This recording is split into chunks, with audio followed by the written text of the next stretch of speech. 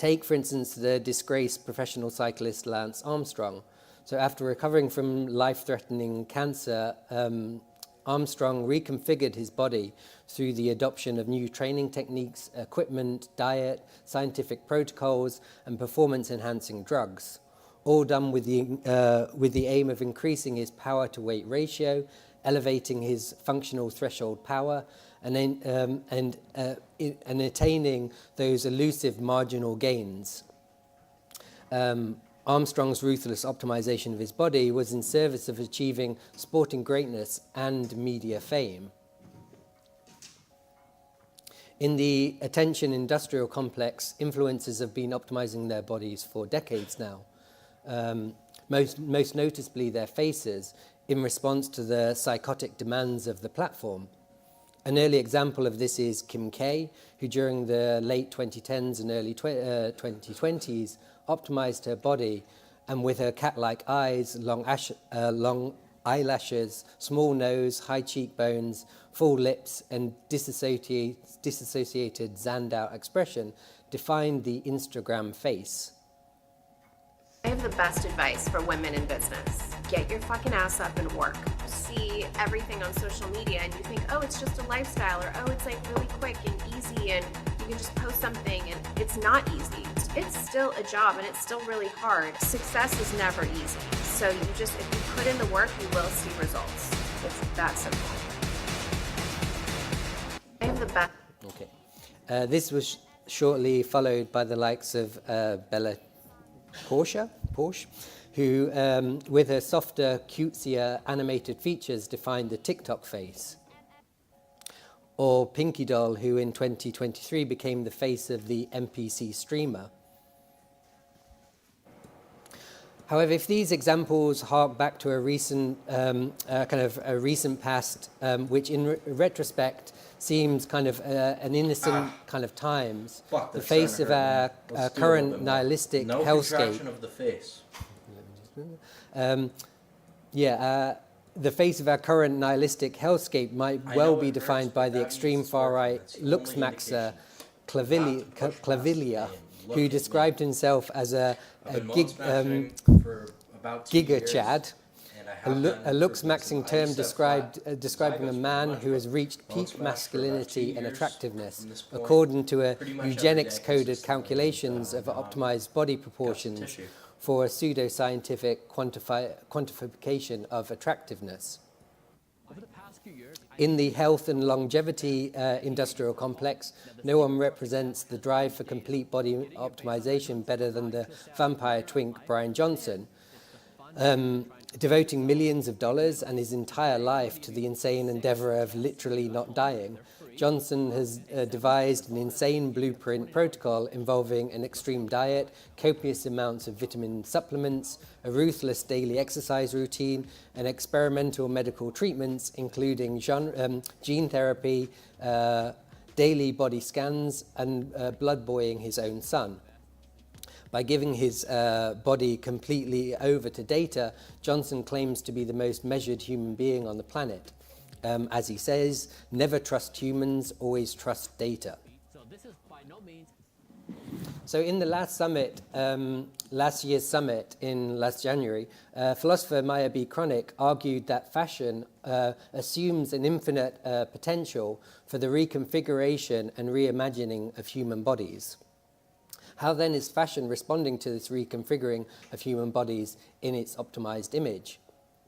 According to hyper-influential strategy agency Nemesis, if fashion has for the last decade or so been the apex predator of the cultural food chain, its time has now peaked and some other form will soon claim the top spot. For Nemesis, their health and longevity industrial complex is their tip to do so.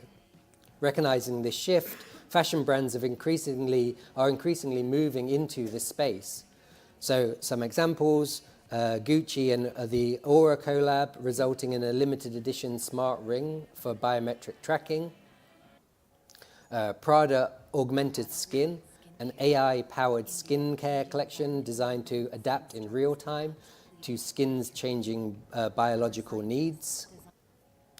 Stella McCartney launching the Alter Care supplements in early 2024, featuring plant-based ceramides and algae-derived omegas. Just over a year ago, I launched my Stella skincare, which is made from over 99% natural origin, vegan ingredients. I am so proud of it. It shows there is another way to effectively care and regenerate your skin. And now we're growing the beauty family with sustainable supplements. So much of beauty comes from the inside out. These are supercharged capsules, and I'm obsessed with them. You're going to love them as much as I do. I guess we are.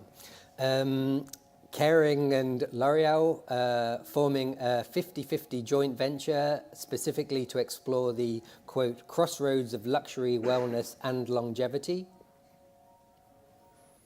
Balenciaga's 2023 collab with the luxury LA health store Erwan, including hoodies, tote bags and freshly pressed juices. So this is...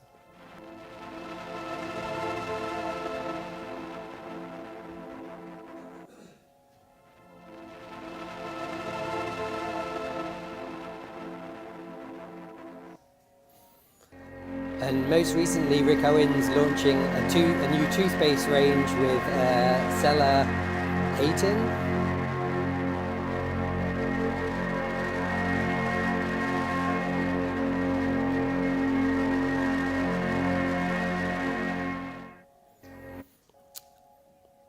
However, I think this kind of shift to kind of questions of health and longevity also marks a kind of shift in the media landscape, as well as the body politics, the kind of battleground of kind of body politics. For several years now, Jen and I, along with our students, have been exploring Kay Lauder McDowell's concept of neural media.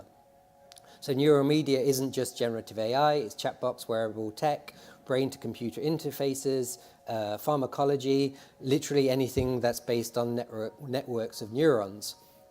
So neural media is a media that senses back, a media that embeds itself in us just as it embeds us in it. In this sense, does this shift to health and longevity not indicate a more profound change in what, where and how media engages with us? Does this not indicate not only a reimagining of human bodies, but also a question of kind of attention and where the kind of focus of activity now lies? A shift in attention from the exterior representation of bodies to a kind of seeming kind of scientific interest in the interior biodynamics of bodies, from the extrusion of bodies to the intrusion into bodies, from the simulation of bodies through images to the spawning of new bodies through hormones, surgery and biotech. So last year, LVMH became the largest company in Europe by market cap, overtaking Novo Nordisk, the global healthcare company and maker of fashion's favorite diet drug, Ozempic, the kind of neural media drug par excellence. Both LVMH and Novo Nordisk have since been overtaken by SAP, kind of crazy name, the German multinational software company specializing in AI and cloud computing. So does this triad of kind of luxury fashion, big pharma and AI cloud computing not provide us with a kind of optimized configuration of our soon-to-be, if not already, dominant media landscape? In such a light, perhaps the optimized body indicates a well-equipped configuration for a condition in which our bodies themselves have become the primary media battleground, in which cultural, political, and importantly economic attention, or what Mackenzie Walker's called vectors of information, now circulates. So with that, I would like to thank you all for coming here today, and I hope that you enjoy the summit.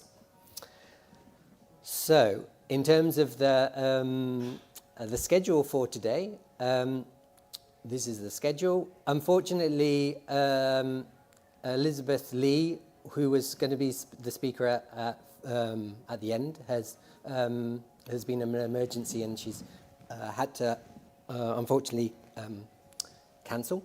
So, as a very, very quick replacement, I've thought that we could play the film that Jen and myself has recently made, as it kind of touches with a lot of these kinds of subjects that we'll be discussing.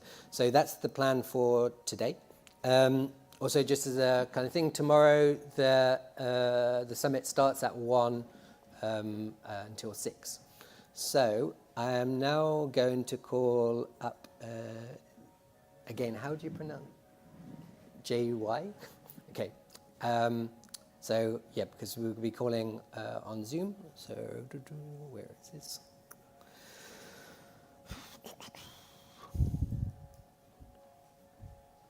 Okay. Oops. Oh, shit.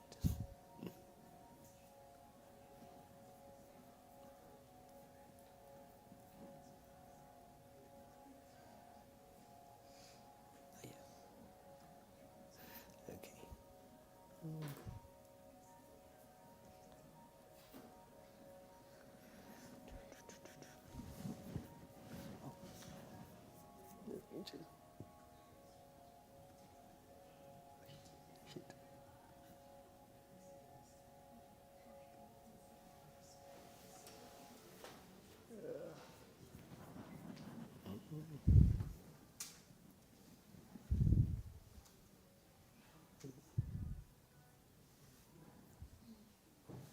Recording in progress.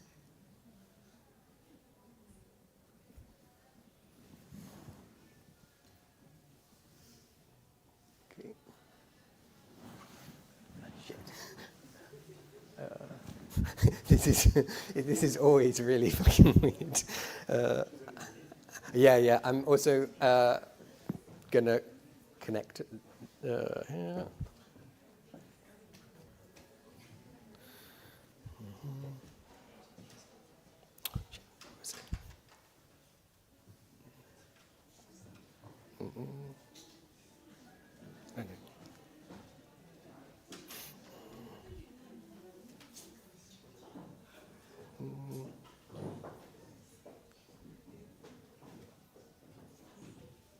Okay.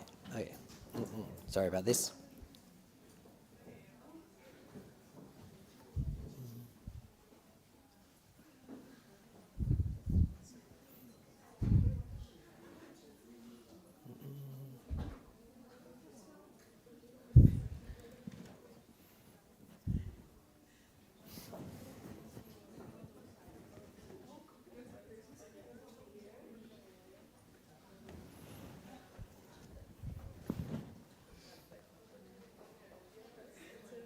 Oh, shit. Okay. Can someone help me? I just need to, is my mouse, is it copy link? Yeah? Okay, thanks. No, I'm gonna I'm.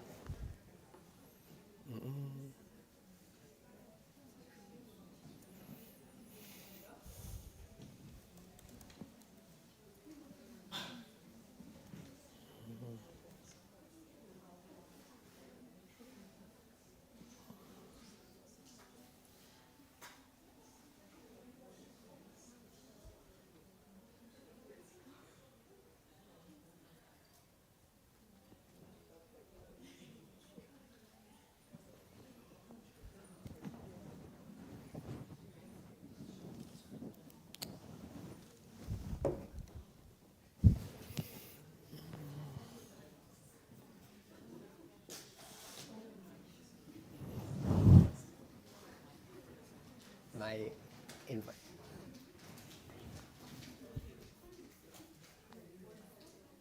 Oh, admit. Okay. Recording in progress. Okay. Hello. Hi. Can you hear me? Yeah. I'm just. Nice. I'm just trying to sort out this. Okay, let me try to that share my screen as well. Apparently, I need to send a request Oh, to yeah. you. Okay, cool. Oh yeah. Sorry, I'm just. Have I made you co-host now? Yep. Yeah? Okay. You can share, Yeah. you can share your screen whenever. Okay, let me see. Let's, let me try and share. Can you guys see it? Yep. Oh, nice. Okay. Should I just start? Yeah, you can start when... Okay. Okay, I have two screens here, so maybe when you guys see it, I'm just like looking at the deck for sometimes. But anyway, thank you guys so much for being here and for having me, and thank you Jen and Daniel for arranging this and inviting me to be part of the program. My name is JY, and I'm a Shanghai-based cultural researcher and specializing in Chinese internet culture and youth trends. My work revolves around tracking the constantly shifting landscape of Chinese internet culture, viral slang, memes, emerging subcultures, and how these online phenomena just ripple out into real world society. And I also focus on understanding how young people express themselves through digital vernacular, how trends evolve and spread, and how this behavior tells us about contemporary Chinese youth identity. Beside that, I also translate these cultural moments for cross-border audiences, bridging the gap between Chinese internet culture and international understanding. So today, I kind of want to just talk about how Chinese youth are thinking about health and optimization right now, and why it looks very different, or I would say quite different from what we usually imagine when we hear the word optimization. So I've been thinking a lot about this moment. We are currently in where optimization culture has kind of become completely unavoidable. Everyone is kind of tracking something, whether you are wearing your Apple Watch, tracking your sleep scores, your step counts, macros, and screen time. I think the body also has become another dashboard, another kind of interface to be monitored, improved, upgraded, checked all the time. And there's also this assumption baked into all of it that optimization means the same thing everywhere. So more data, let me go to the more data, more discipline. You can see like trends of people like tracking their Strava, wearing Aura Ring, like Daniel mentioned previously. I think if you're tired, you also optimize your sleep. If you're stressed, you optimize your routine. Peak performance kind of function as the default goal. But because I spend a lot of time on Chinese social media, especially on platforms like Douyin, Xiaohongshu, Kuaishou, or WeChat, I think especially platforms like this, I think I kept running into posts that doesn't really fit the logic of how we define wellness and optimization right now. There was one post that really stuck with me from years ago. I think someone posted on Xiaohongshu like around 2 a.m. and then was holding like a bubble tea with like collagen powder mixed in the bubble tea, and then a kind of a sheet mask glowing under their phone screen. And then like another post showing like AI app analyzing their tongue and telling them they had excess dampness. And the caption just said something like 朋克养生的第三天. So the translation would be like punk health day 3, or like its 3rd day while doing punk health. So I kind of thought it was making fun of like self-care culture or like wellness, but the more I saw this post, I think the more I realized this was basically Chinese young people just trying to take care of themselves without like pretending their lives were actually healthy, and approach wellness in a more ironic way. Next page. I think compare that to what's really dominating Western optimization culture right now, including what we just saw, terms like looks maxing, locked in, peptides from China, cold plunges at 5 a.m., Ozempic, Brian Johnson protocols. Chinese youth are dealing with many of the same pressure, and in some cases, it's actually more intense sometimes. Many of you might heard of the term 996, which means that like you're working from 9 a.m. to 9 p.m. for 6 days a week. And then you see young people on the internet calling themselves like Nyoma, which means cow horse, basically saying they are just labor, they are like the livestock for the company. And then you add on like, you know, platform precarity, future uncertainty. It's so hard to find job right now. And then this constant sense that your body is also giving out early. I think there's also another time people joke about themselves called 脆皮年轻人, which direct translate to brittle young people. It's a condition like where your body is so crispy, it can like crack or break down at any moment. But then what's so interesting is then the response of how to approach wellness or optimization is kind of not escalation, it's something else. And I think that difference reveals something really crucial about what optimization actually is and who it serves and what happens when a goal shifts from enhancement to simply just survival. So today I kind of want to map out two models of optimization and the structural condition that produce them, where one model is really about transcending limits and the other one is about how you work around them. So I will zoom out for a second right now and talk about what's happening outside of China. I think many of you guys were familiar with this. I think what started as self-care has actually become like a second job. This TikTok influencer called Devin Kelly, who kind of popularized those elaborate morning routines, kind of called morning shed. Morning shed is like an extreme beauty setup where you apply tons of like skincare products, patches, hair tool, and in some cases mouth tape before you go to bed, and then to achieve kind of like a flawless, refreshed look upon waking. Although she kind of defended it by saying self-care is my favorite hobby, which made it very hard to argue with that framing because who is really against self-care, right? But then looking at hobbies, I think hobby used to mean like, you know, idle time. These rituals eliminate kind of like idle time completely. I think night mass is working while you sleep, supplements time to the minutes, bodies continuously edited, even offline. The question really shifts from care to performance. Who's the ritual actually for when it's documented, quantified, and broadcast? Then we also move on to you get the convergence of wellness is with like manosphere logic. Here's an example of Joe Rogan. It's the same self-improvement impulse, but rebranded with a more aggressive vocabulary, less like Gwyneth Paltrow's goop self-care, but more discipline, more power, more dominance. It's adjacent to kind of like what we say looks maxing forums, like incel aesthetic, and the idea that bodily optimization is kind of a shortcut to like a status. So everything kind of becomes like quantified, like including sleep scores, your gut health dashboards, your calorie logs, your biometric rings. We kind of also score like books on like, you know, Goodreads, films on like Letterboxd, music. We cannot wait for like Spotify unwrap, you know, steps, rest. Then the body just kind of become another interface. And then the logic kind of scales like, you know, GLP-1, Ozempic, diverted from like medical necessity to cosmetic demand, and enhancement kind of becomes very scarce, expensive, status coded. Body started function as like luxury goods. So then now I want to talk about how Chinese youth approach this. So they are living through like a parallel set of pressures, but they kind of arrive at a very different strategy.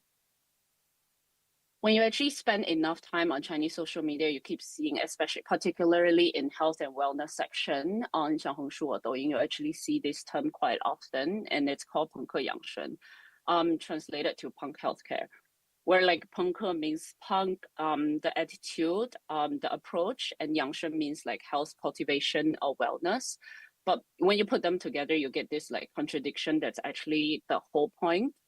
The simplest explanation is like most young people already in China already know that like what being healthy is supposed to look like. It means that you sleep early, you exercise, you go to the gym, you eat properly, don't overwork, you don't doom scroll at night. And none of this is like actually new information. But the issue here is that actually a lot of people cannot consistently keep up with this lifestyle. And then even if they want to, I think like, for example, your work always runs late, and then that means that your social life also starts late. If you finish at 7, that means you only meet your friend at 9. Messages don't really stop. Your boss texts you all the time. There's always something you should be doing. And over time, being tired actually stops feeling temporary and just becomes the baseline. Yeah, you're just, some videos showing like Neoma lifestyle. There's also this like line that describes this trend succinctly. I keep seeing it in a very ironic way, like how people describe punk healthcare as it says like 一边做事一边养生, which means that you're just doing things that slowly kills you, but at the same time you are trying to offset that damage with little health rituals. Which I think it's not a perfect lifestyle. It's basically people trying to stop things from getting completely out of hand. And then kids stay up late, but then they do something really small after by, for example, when you go to a club until 3 a.m., but how you balance it out is that you add goji berries in your water. You have like hawthorns for like, indigestion, a food soak before the bed during winter time. They eat food which is not great for them, like, junk food, but then they always pair it with something that's supposed to like cancel it out or balance it out. Kids also dress for like aesthetic and not comfort, but then they also add a layer of heat tech underneath. What's so interesting is a lot of these practices are actually pulled from like traditional Chinese medicine, which is something that like, when we were a child, we always think like, this is something that our grandfathers practice, like food soaks, herbal patches, constitution-based food habits, seasonal adjustment, things you can just plug into. But these are the things that you can just plug into daily life without really needing elite resources.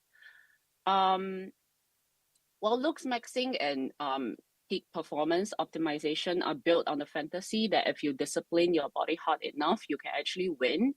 You get attractive enough, productive, and optimized enough, and you can transcend that precarity through exceptional performance. However, I think punk healthcare starts from a very different premise. Exceptional performance isn't really guaranteed in this sense. I think transcendence isn't also really the whole point.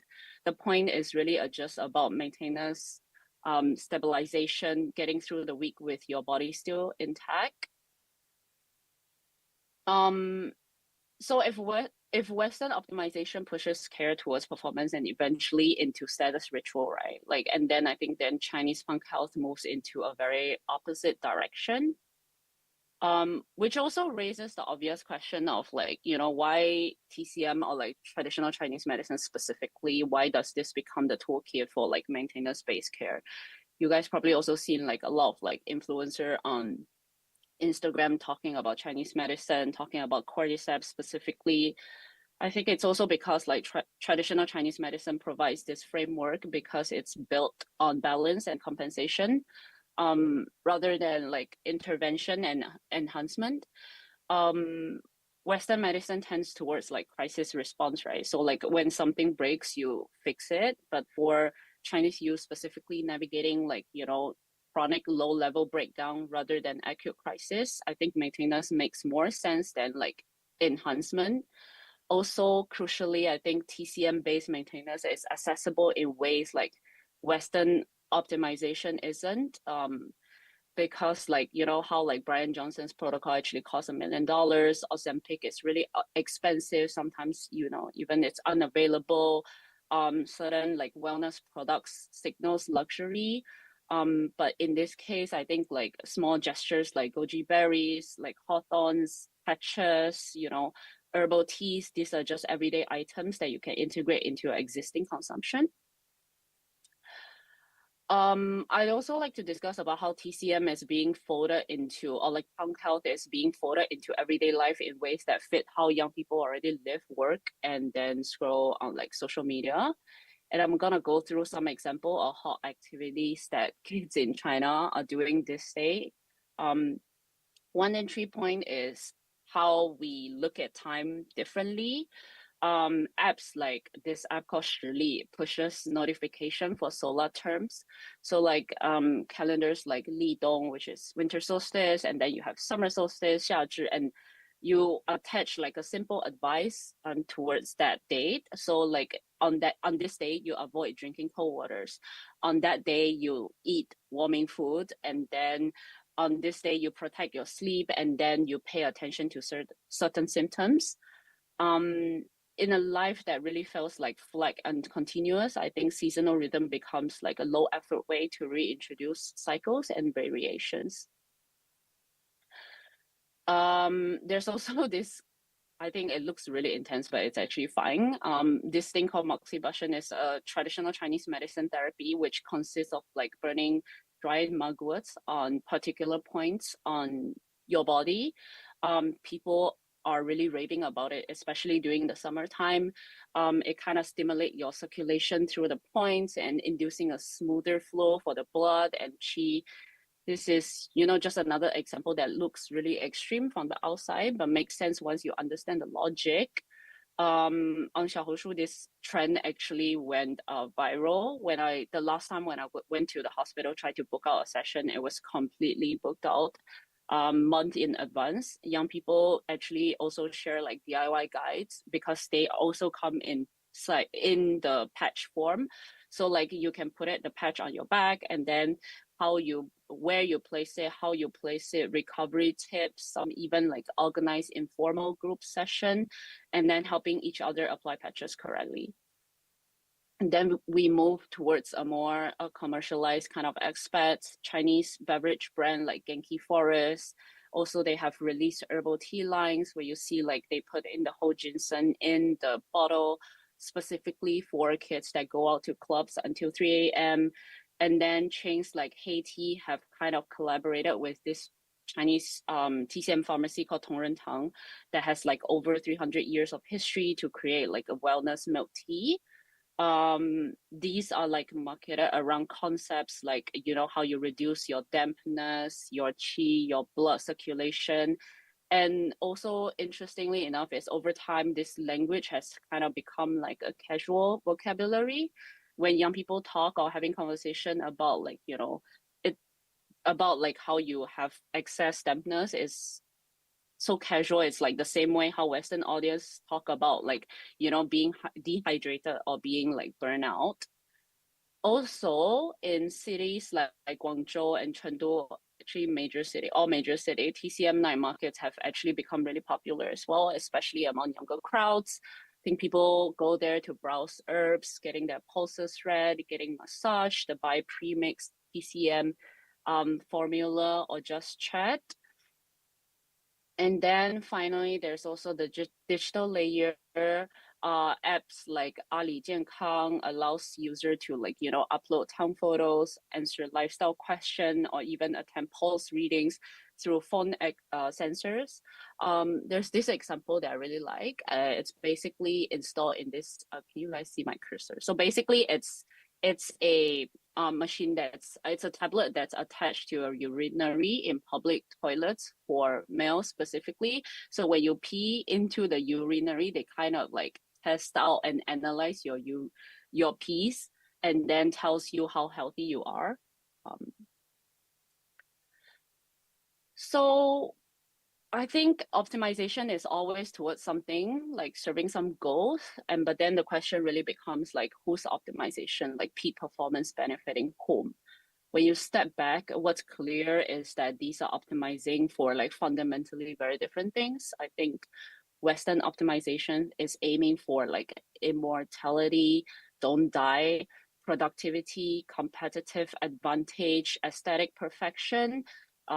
It's also kind of like optimization for capital accumulation, for winning under capitalism, for transcending the condition breaking you by becoming exceptional enough to escape. It doesn't work because the condition keep extracting from everyone, right? And then the tours are like really expensive enough that they just reinforce who's already winning.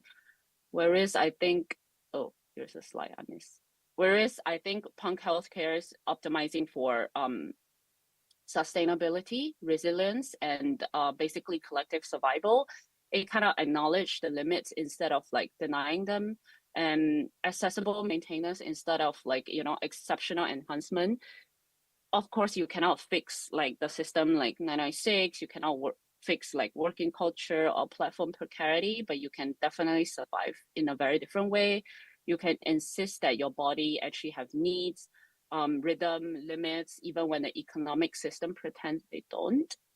I also think like punk healthcare really spreads really well, because it's really relatable, it's low stakes, and doesn't require expertise. Like maybe sometimes it requires expertise, but doesn't requires a lot of money.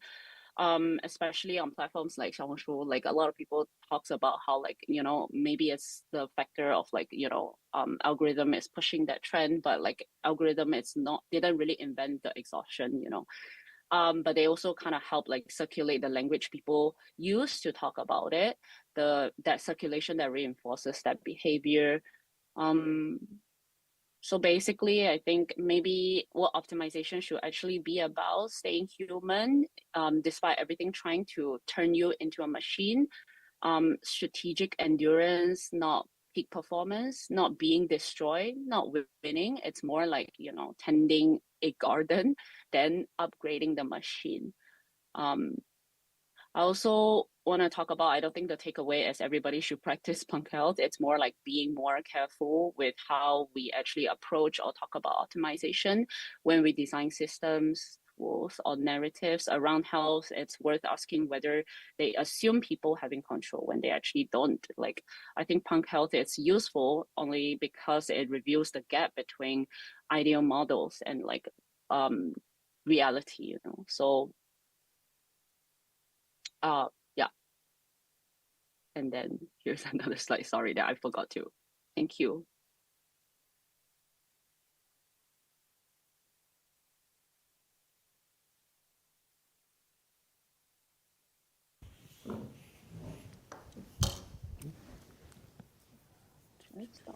Great, thanks so much for that. Does anyone have any questions? Yes. I don't know, do we have a mic? No, okay, it's fine. I can speak louder. Oh, yeah. So one of the big health trends in the last even 6 months in America, and particularly in San Francisco, has been, can you hear me? Can you hear, okay? Oh. Actually I cannot, Oh, but no. maybe Hello. you can just relay the message or the question again, yeah. There's like an echo going on, I think. Yeah. Shall I just say really loud? Oh, actually maybe, That'll feedback. oh yeah, okay.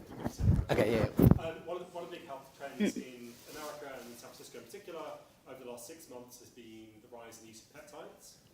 Almost all the peptides that we're using come from suppliers in China because they're cheaper to manufacture in China, and there's sort of a grey area in the US.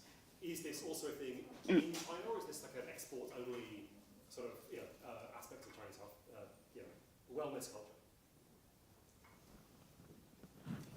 Did you Sorry, get what that? was the... Yeah, I heard peptides and 80% coming from China, and then I didn't really get the question at the end. Is this also a thing in Chinese healthcare, or like Chinese? Actually, no, because I do not like, so for example, I spend a lot of time on Chinese internet, and then I basically like chronically online. The problem here is that I keep hearing the term peptides over and over again. And then just today, I went to Google peptides to Chinese translation because I actually don't know what's peptides in Chinese at all. And then I also don't really see the term peptides or like peptides in Chinese that often too. I think, unfortunately, I also am not very sure what does peptide actually do, because I was really into the concept of like creatine previously, and I kept thinking they are the same thing. Or are they the same thing? I don't think they are the same thing, right, guys? They're different. Yeah, okay, cool. Peptides is like a generic class of chemicals that have a certain basic structure, and some of them are like Ozempic, and some of them make your skin tan, and some of them can improve your eyesight, and some of them can make a massive class of different experimental chemicals. Some of them improve brain function. Like, but it's just like antibiotics. It's a generic class of chemicals. Oh, nice. Yeah, I don't think I heard a lot of people actually having discussion about peptides, especially among like, at least like from my friends. I think the only like source that I hear peptides from are like, Instagram memes. that talking about peptides are from China, and that's all. Any other questions? Can I ask? Yeah. This is like selfish question. I just want to know where that urinal is. Yeah. Oh, yeah. Where was the urinal that you mentioned? Where is it kind of located? I think it's random. You can find it in different cities, like for example, Beijing or Shanghai. I've never seen one because I've never stepped into the male toilets to just check out those. But then I've also seen like different kind of videos and photos on Xiaohongshu specifically showing that this exists. Yeah. I guess just off the back of that, is that, I mean, I guess like that way of sort of monitoring people's bodies in whatever way, I mean, do you, from your understanding, is that something that is predominantly in the kind of highly developed cities, or is that, do you get a sense that that's something sort of quite universal in mainland China? Does that make sense? I mean, is it quite a kind of, like big mega city kind of phenomenon, or? It is definitely a big megacity phenomenon because I think it, like for example, like if you're talking about like first tier and second tier, like Shanghai, Guangzhou, or even some cities in Fujian, yes, I think they do exist, but like third tier city, I don't think they actually exist in those areas yet, especially for stuff that having like tech that's incorporated into this kind of like, you know, like medical consultation and stuff like that. But again, I think like, for example, like in this TCM night markets, like where like you have like a machine that that has AI reading your tongue, not reading your pulses is pretty common. And then these night markets are like easily accessible in different cities besides just like Shanghai, Beijing, Guangzhou. So. I guess, can I ask a question about, I guess, the kind of contrast from what you were presenting kind of in China and compared to sort of, I guess, like the Western understanding and sort of practices in relation to, I guess, like optimization. I was thinking, I mean, certainly in its kind of, in the West, the sort of the clavicular kind of strand or sort of development, if you want to call it that, has a very sort of nihilistic quality to it or dimension to it. And it's kind of difficult to kind of understand where it's going in a sense. But from your presentation, it seemed like that people's kind of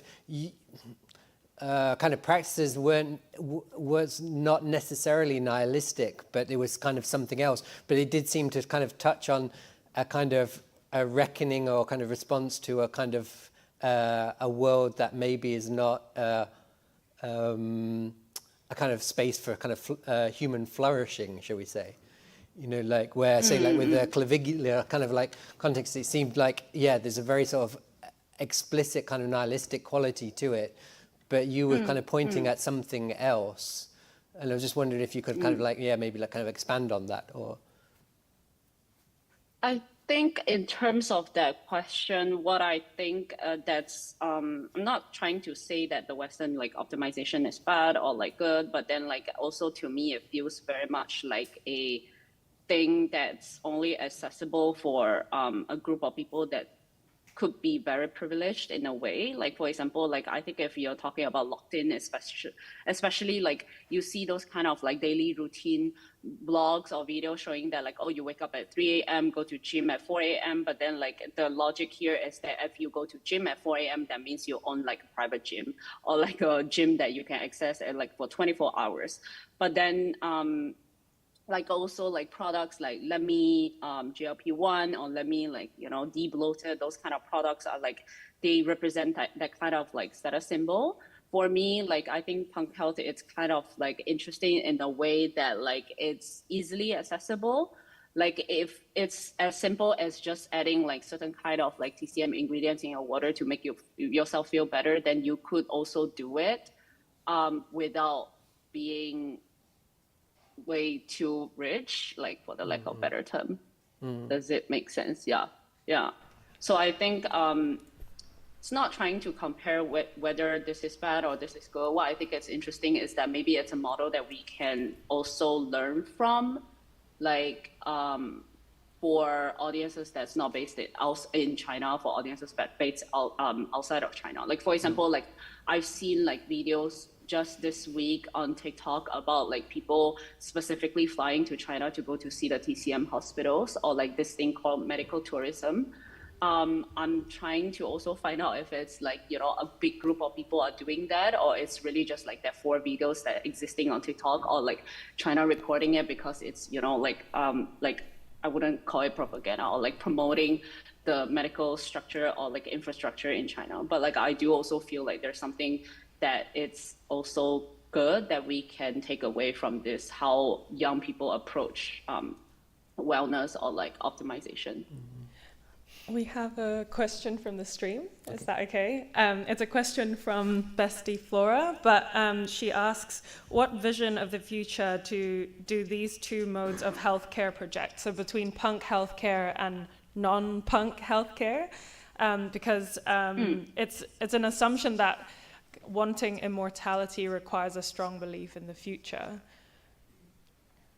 Yeah. What do you think are the kind of like visions of the future, I guess, for punk healthcare? I think it's a really good question. I might need some time to really think about it. I think also because like punk healthcare actually happens around like 4 years ago, or like at least 3-4 years ago.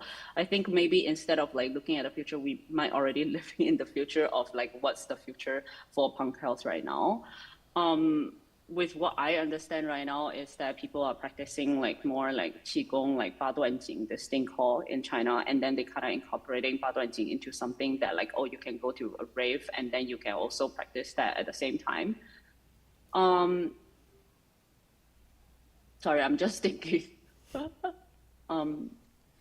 Another comment that was made online that was quite interesting in response to Richard's question is also around how perhaps the Chinese don't use peptides that they export to the West. And so there's also that kind of like difference in kind of popular usage within the country. Or maybe it's just like, it's because of like regulation. I mean, to try to figure it out more as well. And maybe it's just because it's regulation. Maybe it's like, it takes time for people to understand this is something that they need to get on, because like, for example, like Ozempic is also like in China right now, but like it's in a Chinese name, in a Chinese clinic. And I saw like Stanages are showing that like it's all constantly sold out. Like people are definitely doing that as well. But like, you don't see a group of people being like, obviously they don't talk about it, and then you don't see a big group of people just, you know, sharing that information online too. So I have another question, sorry. China has the world's highest rate of smoking, and like a very large disparity, gender disparity in the number of people who drink. Men drink much more than women do. And I'm wondering if you could talk to the kind of the gendered aspects of like becoming healthy, or like health trends. Like, to what extent is this sort of a feminized trend, or sort of, and do young Chinese men also smoke and also do punk healthcare? Like, is that a kind of a, you know, what are the kind of tensions here with things that are sort of manifestly bad for you? I do not really have the number to show you that, like, if it's like a specifically trends for female or male, but one observation that I made is that the major supermarket I usually go to, they have like beer in like hawthorn and dates flavor that like a lot of men are buying. So I think like they are also kind of practicing, but yeah. Can I ask about, I guess, I was thinking about, I guess, the impact, I guess, like punk health has on, I guess, how people understand or sort of present their sort of bodies, I guess, and sort of like, because from what you were talking about, it seemed very, one of the takeaways I got from it was this kind of, I guess, kind of an understanding of, I guess almost like survival, or just kind of being able to kind of, like survive in these kind of conditions. And so I was kind of where I think, again, kind of in the West, that sort of notion of sort of like optimization has been framed within how to improve your body, but in a very kind of aesthetic kind of way. It's the kind of presentation of your body in a particular way. And the kind of actual sort of health aspects of it are kind of often kind of secondary in a lot of respects. I mean, and they're like doing research on clavicular again, like, you know, he sort of took steroids from the age of like 14.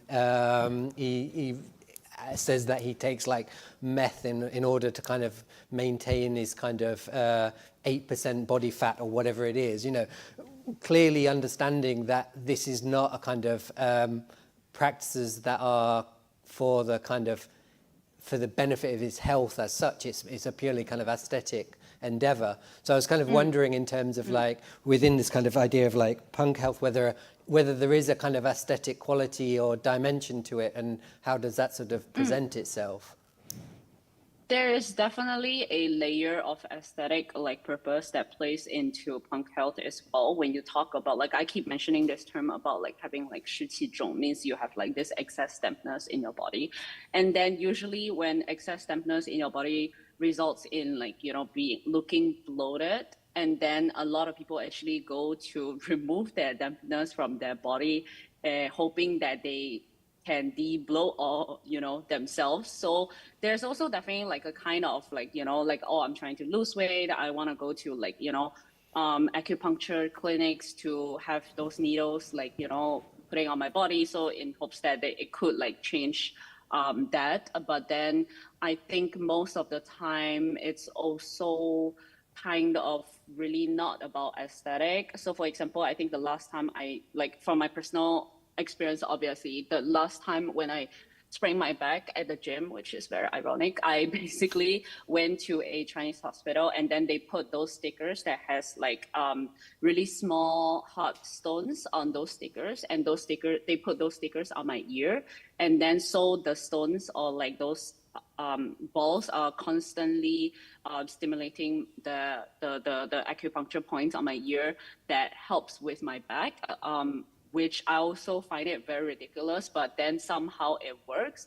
I have these long running jokes with like people saying that like, I don't think it works like, you know, on like non-Chinese body because, you know, because it's like Chinese body. So maybe it just works really well on me. So like, you know, sometimes it's really about like, oh, if like I have to go to a hospital to see my back getting sprained, then it will take like extremely long. It will take like, you know, like, depends on what kind of symptoms you have or what kind of like goals that you are trying to achieve. I think you also decide what kind of like methods you want to have, whether it's like TCM based like self-care or like a TCM based like, you know, fixing your issues, or like, you know, you want to get like Western pills. But I think like for me, somehow it feels like I do trust like TCM a bit more, because it feels like a more slow process of like healing, instead of like, you know, like a very serious invasion of like doing some things to my body.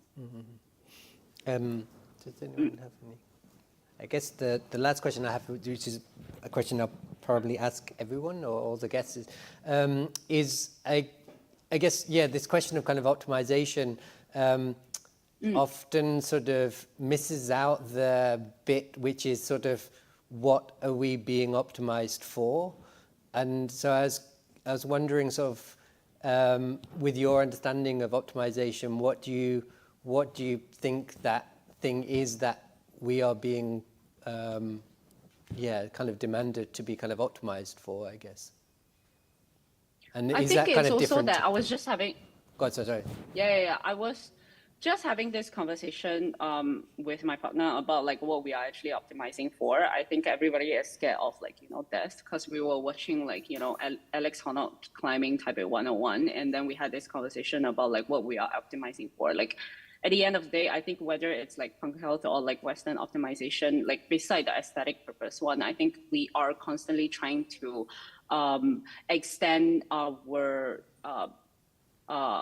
ways that it's about longevity, you know, like, so I think like, for example, if I want to try to, you know, healthy, go to gym, obviously I'm trying to live longer in a way, but then I just chose not to opt for a more aggressive way where I have to, transfer blood from my daughter or my son to achieve that or something like that. So I think like for me, also we talk about a lot about like how like, a lot of this TCM based self-care, a lot of like this self-care actually has like Chinese philosophy embedded in this kind of like practices. I think like for Chinese people, it's always about like, like there's this term called like 欲速则不达, which means that like, or if you are trying to act fast, you actually don't really like reach to the destination slower or something like that.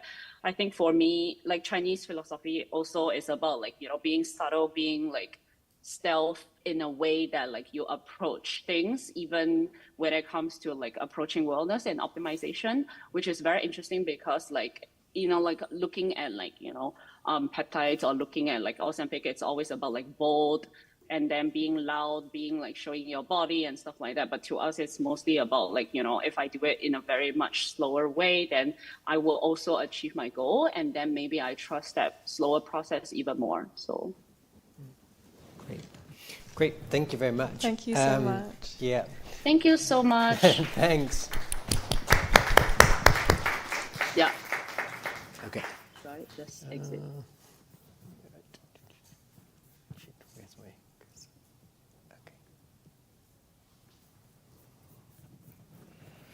Okay.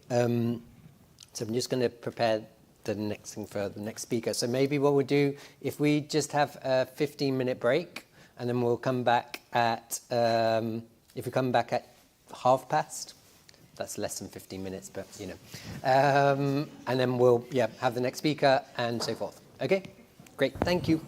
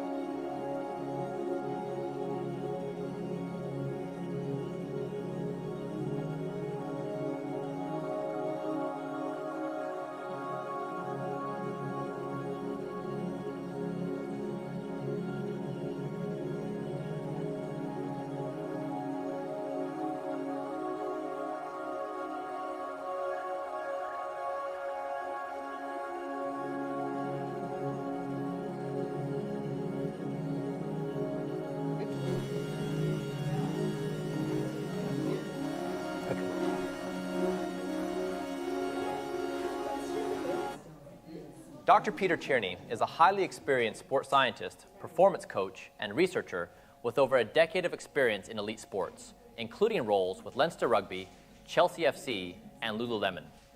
He specializes in athlete recovery, data-driven performance strategies, and wearable technology to optimize health and performance.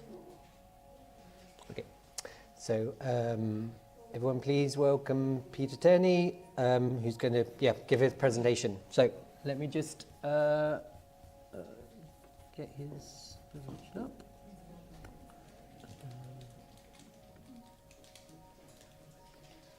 Oops.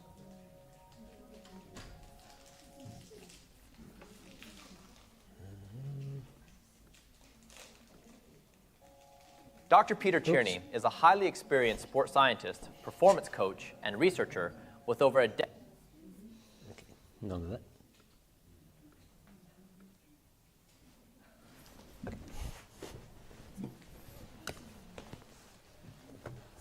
Thanks.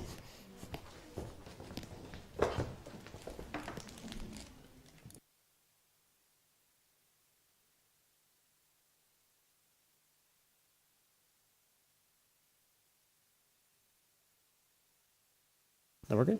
Oh yeah. Yeah, trusted Fashion College to get the lighting and everything done properly.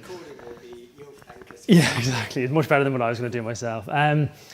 Thanks for Daniel for inviting me. I love getting random messages online, and this is definitely one of them. So hopefully this is of interest and relevance to some of you. And I have had some experience in apparel as well, which I have 1 or 2 slides on. I haven't put tons in terms of like presentation, but I am very happy to speak about that, and I guess the relevance of a researcher or a sports scientist in clothing and apparel as well. But today I really want to discuss in an exploratory sense the intersection of technology and performance and apparel, but specifically within culture as well and lifestyle. A little bit about me that the AI did a pretty good job of explaining as well. I did my bachelor's, master's and PhD in sports science based in Dublin, as you can tell from the accent. I've worked as a performance coach and a sports scientist in rugby, in the English Football Association in Chelsea, and then I spent 3 years working in Lululemon in their innovation team based in Vancouver as a senior researcher.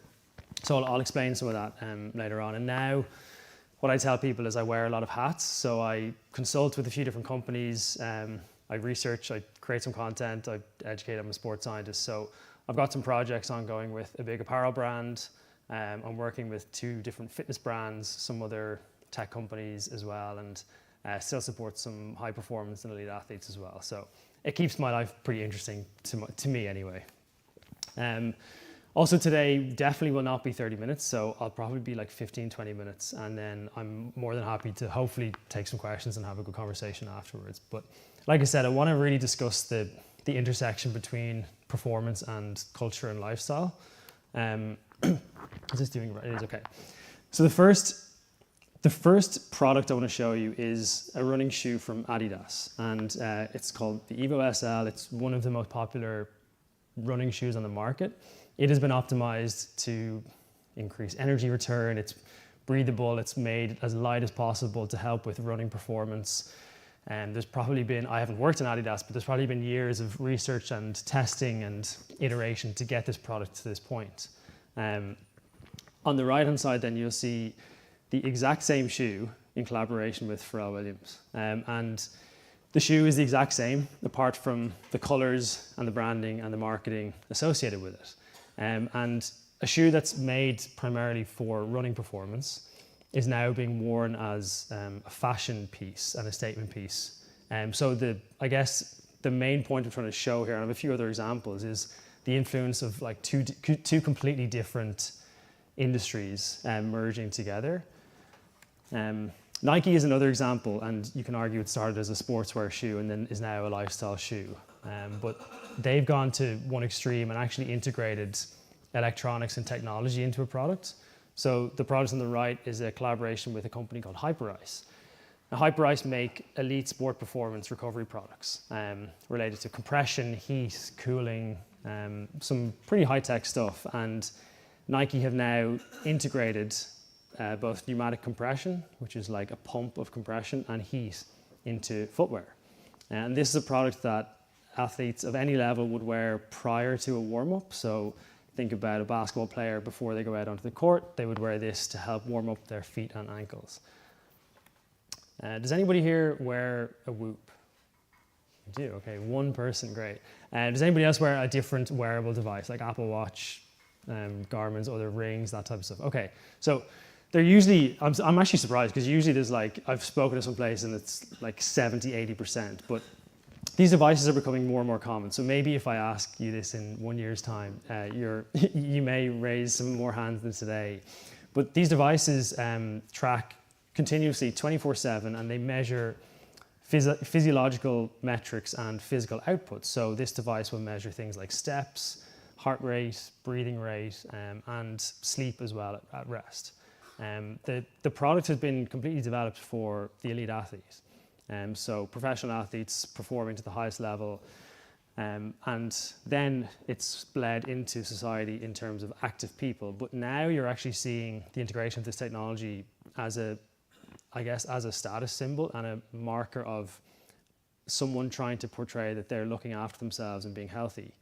And so Whoop as a company, and this is an example of one, but other brands as well, have primarily made technology based around health and fitness and performance, but are now supplementing that with leather bands, gold, like 24 karat gold pieces. And you're seeing business executives, CEOs, going into boardrooms wearing this technology, even though the primary use case for it is on a basketball court or a football field. And I think that's another interesting example of the sort of lines blurred between performance and lifestyle and culture as well. Oura Ring is another example of a piece of technology that's very popular as a sleep tracker, and they make, of course, nice colors and materials, and the idea is that you're supposed to wear this alongside other pieces of jewelry. So they have gold, silver, etc. But they actually collaborated with Gucci for a ring that cost, I think, over $1,000, which is pretty, well, I mean, as expected probably with Gucci, but expensive for this type of technology. And I believe they sold out pretty quickly. So surprisingly, for a piece of technology that I think they quadrupled the sale price because of the branding and association with Gucci, they've entered a different market. And you saw some high-level female celebrities wearing this technology, which I think Oura is now valued at $11 billion in the States, which is, you know, crazy for a Finnish company that started in sleep tracking to get that sort of traction. And I think one of the main points as well for me, or my reflections, is instead of hiding technology like we maybe previously did, we're actually integrating it into sport, fitness, health, society. And this is just an example of a product from Adidas. Again, I've Adidas in this all the time, but I haven't actually ever worked with them. But instead of hiding a smartwatch like a standard sleeve, companies are now innovating solutions so people can check their smartwatch data when they're out for a run, or when they're meeting friends, or even check the time, so whatever that might be. And I think this is an example of how other companies are supporting the use of technology and even integrating it into product solutions as well. There's another example here. This was, I think, last year at the PGA Tour, a golf tour, and this is an athlete, Rory McIlroy from Northern Ireland. He is a sponsored Whoop athlete, but Whoop also sponsored or had a collaboration with the golf tour. And they were now not just showing golf footage, but they were highlighting live heart rate data from athletes. And I think you'll see more and more of this in the future, in terms of it's not just the standard variables or metrics that you'll see. It's going to be this introduction of live data and an insight that I think now people want more than just watching somebody perform a sport. They want to know what that person is experiencing and feeling. I'd be interested to see what someone's heart rate is on, like, during a walk, or like some, you know, just something that's obviously a different type of stress as well. And then another example, this is one of the best marathon runners of all time. Previously, elite athletes, and probably companies as well, would hide data as they think it's a competitive advantage to them. But over the last few years, you've seen athletes at the highest level sharing insight like heart rate numbers, pacing, training insights that people are really interested in now, and they've almost commercialized that aspect of it instead of hiding it. So again, you'll see a lot more transparency in these pieces. And you know, there's even collaborations between athletes and these companies to create their own watch bands and apparel associated with these companies. So again, another example of this sort of like concept of the blurred lines. And I love this because all the roles that I've held and even the things that I'm doing now, I find it very hard to put myself into one specific category. Particularly when I went to Lululemon and worked in apparel, it was a bit of a strange, I guess, like career move, because a lot of people expect someone who works in sport to go through and stay in sport. But when I went there and experienced some of the tools that we're using to help test and design some of the products that we're working on, I think we all work together well. It's always great to have a different viewpoint of a designer, developer, researcher, and other people to bring a product to life, particularly in the performance apparel space.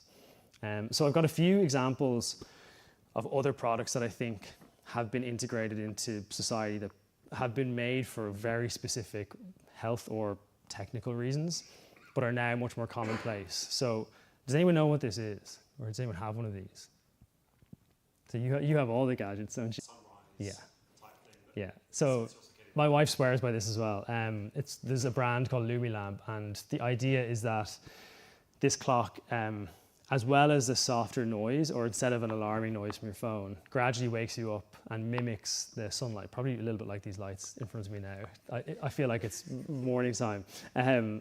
But this is a piece of technology that, again, I've used in professional sport to support circadian rhythm and biology, but it's now part of, you know, everyday life in you know, the office worker and the student and everything else. And it still isn't necessarily the nicest looking version. There are nicer ones like this, but you'll start to see, again, this type of technology embedded.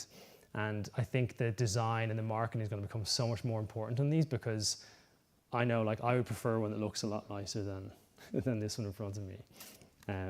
Another product then, I'm sure everyone here knows Arc'teryx as a brand. I saw a lot of it when I lived in Vancouver and British Columbia. But this jacket and Arc'teryx as a brand, in my opinion, started and is founded on some of these, I guess, descriptors. So as a premium but very utilitarian or technical brand, and their products are primarily built for like function, to be outdoors. A lot of their jackets and outerwear are waterproof. And when I was in Vancouver, everybody had Arc'teryx gear because they were skiing, hiking, sailing, they were outside all the time. But I think now I've seen this in cities and even in London, where it's now a piece of fashion.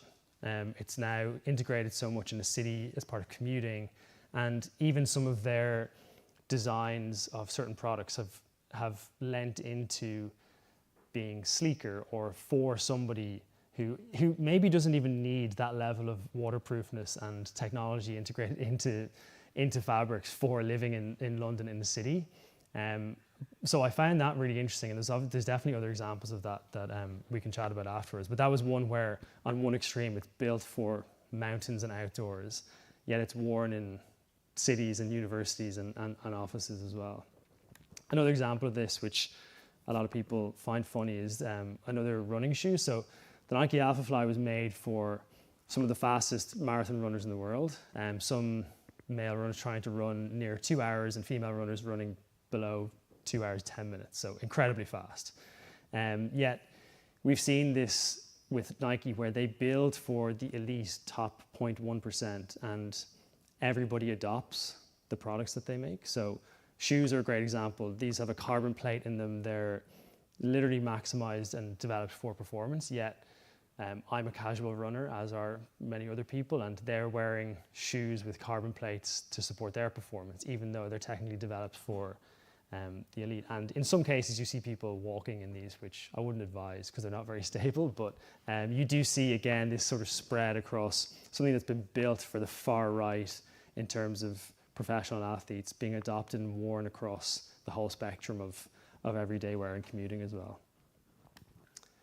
And I think one of the other interesting pieces that I reflected on when I was preparing this was a lot of metrics that I would consider as part of elite performance So sleep, heart rate variability, temperature, breathing rate, recovery, all of these metrics used to be things that were only discussed really in sports performance.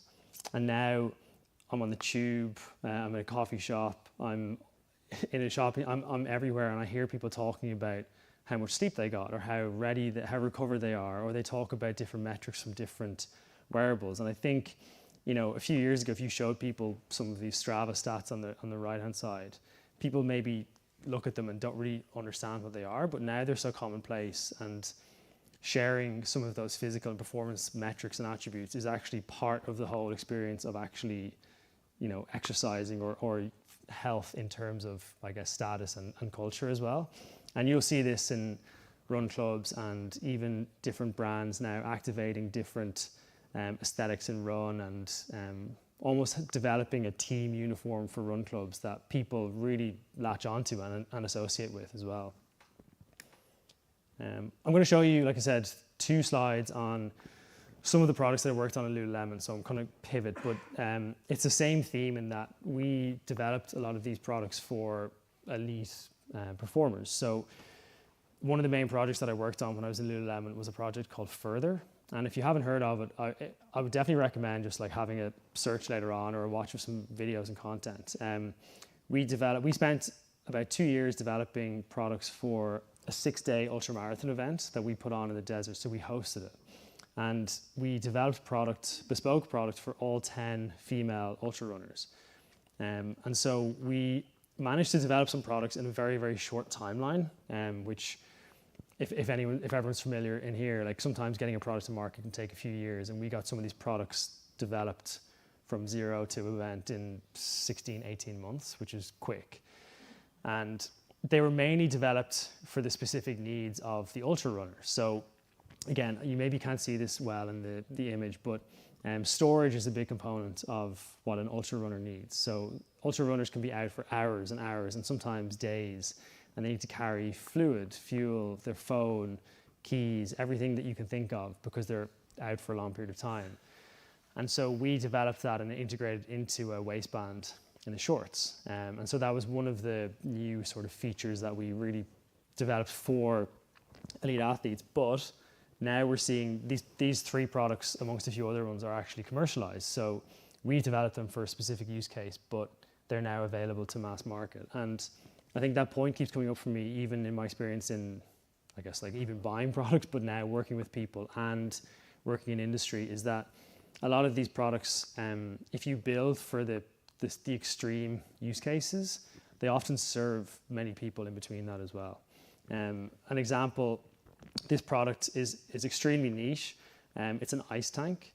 And so one of the challenges with ultra running is that you spend a lot of time in the sun, you get really warm. And one of the ways to cool you down is literally pouring cold water or ice on your body. And one of the challenges is that when you're trying to run as far as you can, or you're in a race, you don't want to stop to do that. So we developed a system where you could store ice in 3 different locations around the body. This ended up being, of the 10 female athletes we developed, this was one of their favorite products from an aesthetic point of view, even though that wasn't actually the main reason for developing it. So it was quite interesting to see this was a really functional product that a few of us pushed because it was an extreme need. And when we flashed up all of the products we developed, this ended up being aesthetically one of their favorites, maybe because of the fit as well, and the work that some of the design team did a really good job on. Another product that has gone to market. So myself and Danny were chatting before. There's a lot of stuff that I can't speak about, but the things that have come to market, I can. And this is another example. Lululemon have called this a Show Zero polo shirt. This is a shirt that hides sweat. This is an example of a product and a technology that's integrated into clothing, but serves both a sporting activity and people in an office wear and business casual setting. So this product is marketed to some sports like golf or even tennis, where you maybe, if you play golf, you would go to the club afterwards to, socialize with other people.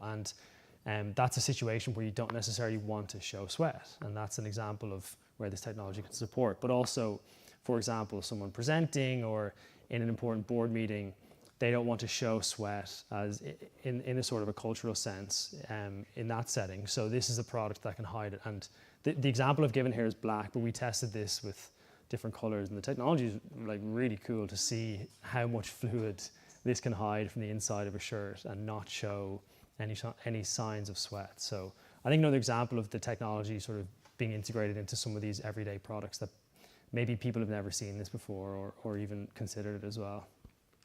I've 3 more slides and I'm done talking. Another challenge that maybe is less linked to apparel per se or specifically, but we're seeing so much technology now that gets brought to market. And like you said, I think there's brands that are now integrating this into other products. But one of the challenges, and I think one of the big opportunities for a lot of companies now, is integrating information from different sources.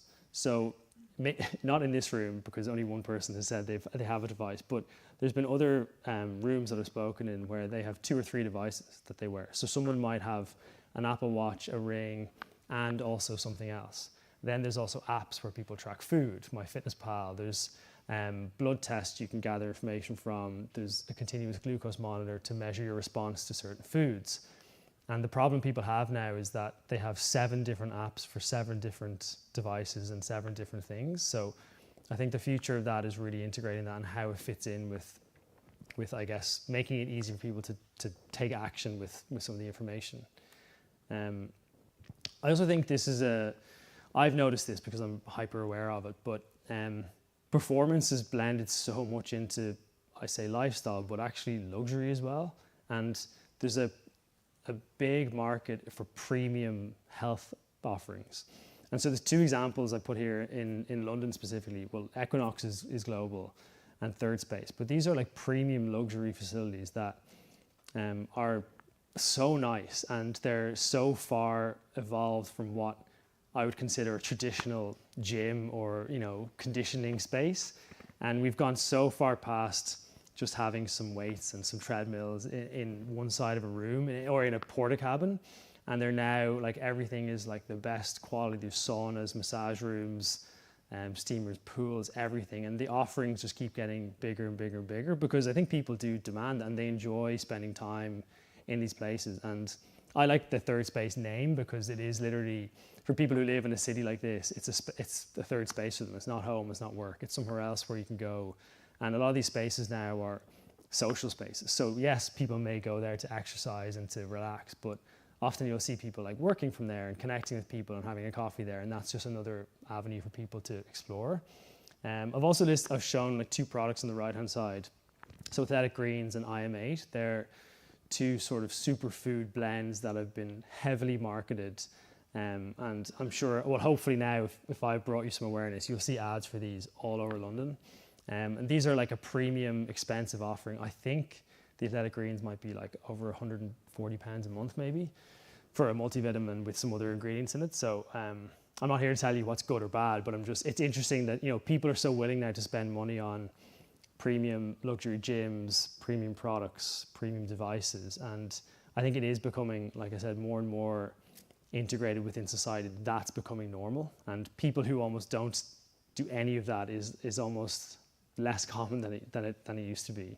And then I added this in this morning because yesterday when I was getting the tube home from a different talk I was doing, these 3 ads, so the Therabody and the 3 on the left-hand side, were in a row in the same tube station. And it's amazing in central London that this is what is being targeted towards people. So there are obviously other ads as well, but I'm amazed at how much is focused on health and optimization. I'd also argue that 3 of these products that are being advertised are the icing on top of the cake in terms of health. So there's a massage gun, red light, and some vitamins. And they're all very useful in certain situations, but a lot of people are purchasing these and spending money on these without having some pretty good basics and core principles in place around their health and lifestyle. And the one on the right I thought was interesting because we've gone through this phase of pushing like real food and nourishment for people, and now we're doing it for our pets. And so the ad is like, real food for your dog, which I thought was interesting just to see that as well. So this was all yesterday. I just happened to see it and I thought it was relevant for today's talk. So That's me done. I hope that was in some way interesting for, I know, like a different kind of audience and stuff. And like I said, I'm happy to chat about some of the specifics around apparel and innovation as well. Thank you.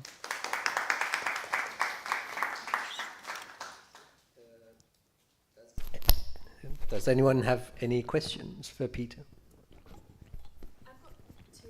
I think one is not very relevant in terms of apparel, but I'd just be interested in your opinion. Yeah. And the second one is a bit more relevant to the presentation. But the first one is, I've noticed there's a huge increase in the exploration of wearable technology in sport at the moment. Like, for example, with rugby, with the mouth guards and now with impacts on the head. Do you think there's anywhere that's like really missing that needs to be targeted? Good question. I haven't really thought about like specifics. I think the technology is usually applicable across multiple sports. So the example you've given, just for everyone's context, in rugby, there's now like an integrated technology into like mouth guards and gum shields that will measure the impact. And you can see this in some competitions where players will be taken off if an impact has reached a certain threshold. So the technology is quite advanced.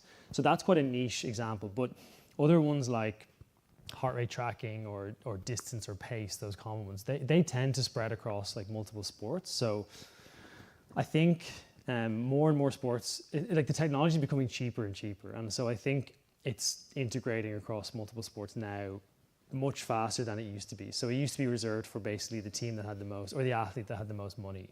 And that's obviously, in my opinion, that's almost the same effect as steroids. And the reason they're not allowed is because if you have enough money, you can pay your way to better data. I think that's now sort of not the case. But I'll have to have a proper think about like if there's a particular sport or activity that doesn't or isn't being served. Well, I don't know. It's a good question. And then the second one, I think, leads a bit more from this. In your opinion, hypothetically, what do you think will become the next kind of fad or something that's been taken from a professional sport that is becoming like more fashionable rather than one for use? Another good question. I think maybe I'll like skip, I'll kind of come back to it, but I think some of these technologies will become even more integrated within like, I think, clothing and what people do. So I think an extreme example of that, I've seen there's some fibers that have been woven into like certain apparels that can measure heart rate. Obviously they have to get connected up, but so instead of having a heart rate strap or a device, you technically could have a garment that's embedded with that technology. So that's an example of where like I can see some of this merging and going towards. That's not necessarily directly from sport, but I do think one of the things that sport has access to is if you're an athlete in a professional setup or an elite setup, you will have access to like a team of experts in every different discipline. So if you're a top football athlete, you'll have a team of physiotherapists, strength and conditioning coaches, nutritionists. You'd also have, your sport coaches. You might have the best medical doctors, surgeons, and also then if you're sponsored by a big brand, Nike, Adidas, Lululemon, etc., you have access to their teams and their newest innovations. But I think now, instead of those companies seeding stuff directly with the athletes, I do think because of social media now, everything is just getting to market so much faster. And so I think the everyday person like myself and everyone in the room, like we will have access to the same technologies that professional athletes have at the same time. So it's not going to be necessarily, 2-3 years later or 10 years later that we're getting some stuff that elite athletes have had. So I don't know if that kind of answered your question, but. Can I be really cheeky and ask a third question? Do you think that nowadays, because I know that back in the day, I was born in South Africa and I was actually a little bit more a rugby player because back in the days, they couldn't just be athletes, they had to have another separate job. Do you think that with the rise of social media, especially since COVID, athletes have kind of become kind of quasi-influencers and maybe that's why it's impacting us so much in fashion? Excuse me. Yes, definitely. And I had this conversation with an elite athlete yesterday where unless you're an athlete at like the very, very, very best of your sport, and even them, I think now, they almost all need to have an online or social presence. And I almost think, again, those top athletes almost need to have a way of connecting with people that isn't their sport or activity as well. And so if it's a rugby player, they need to have a hobby of, if it's golf or cooking or something that that they can connect with a wider audience than just their sport. But I do think even those elite athletes now, there are some brands who will collaborate with a content creator or influencer or social media person, whatever you want to give them the terminology, and will pay them more money than an athlete at the highest level in the same activity because of the reach and the engagement and the, I guess, influence and awareness that they can bring to a product or products versus an elite athlete. So I think some of the elite athletes are seeing that and saying, okay, well, like, you know, a lot of people are interested in seeing what that elite athlete does to be so good at what they do, but they also need to share that.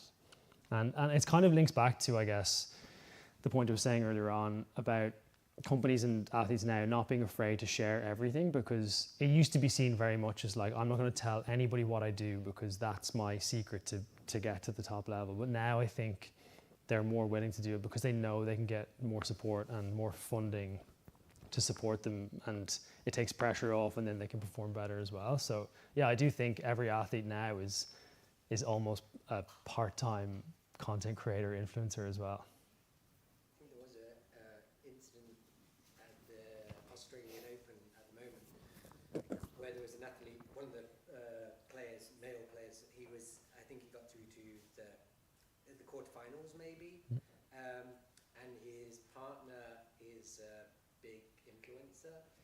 He lost in the quarterfinals, I think, and it transpires that she was paid more to be there as a kind of viewer than his prize money in getting to the quarterfinals or something, because she's like, the endorsements, etc., that she got.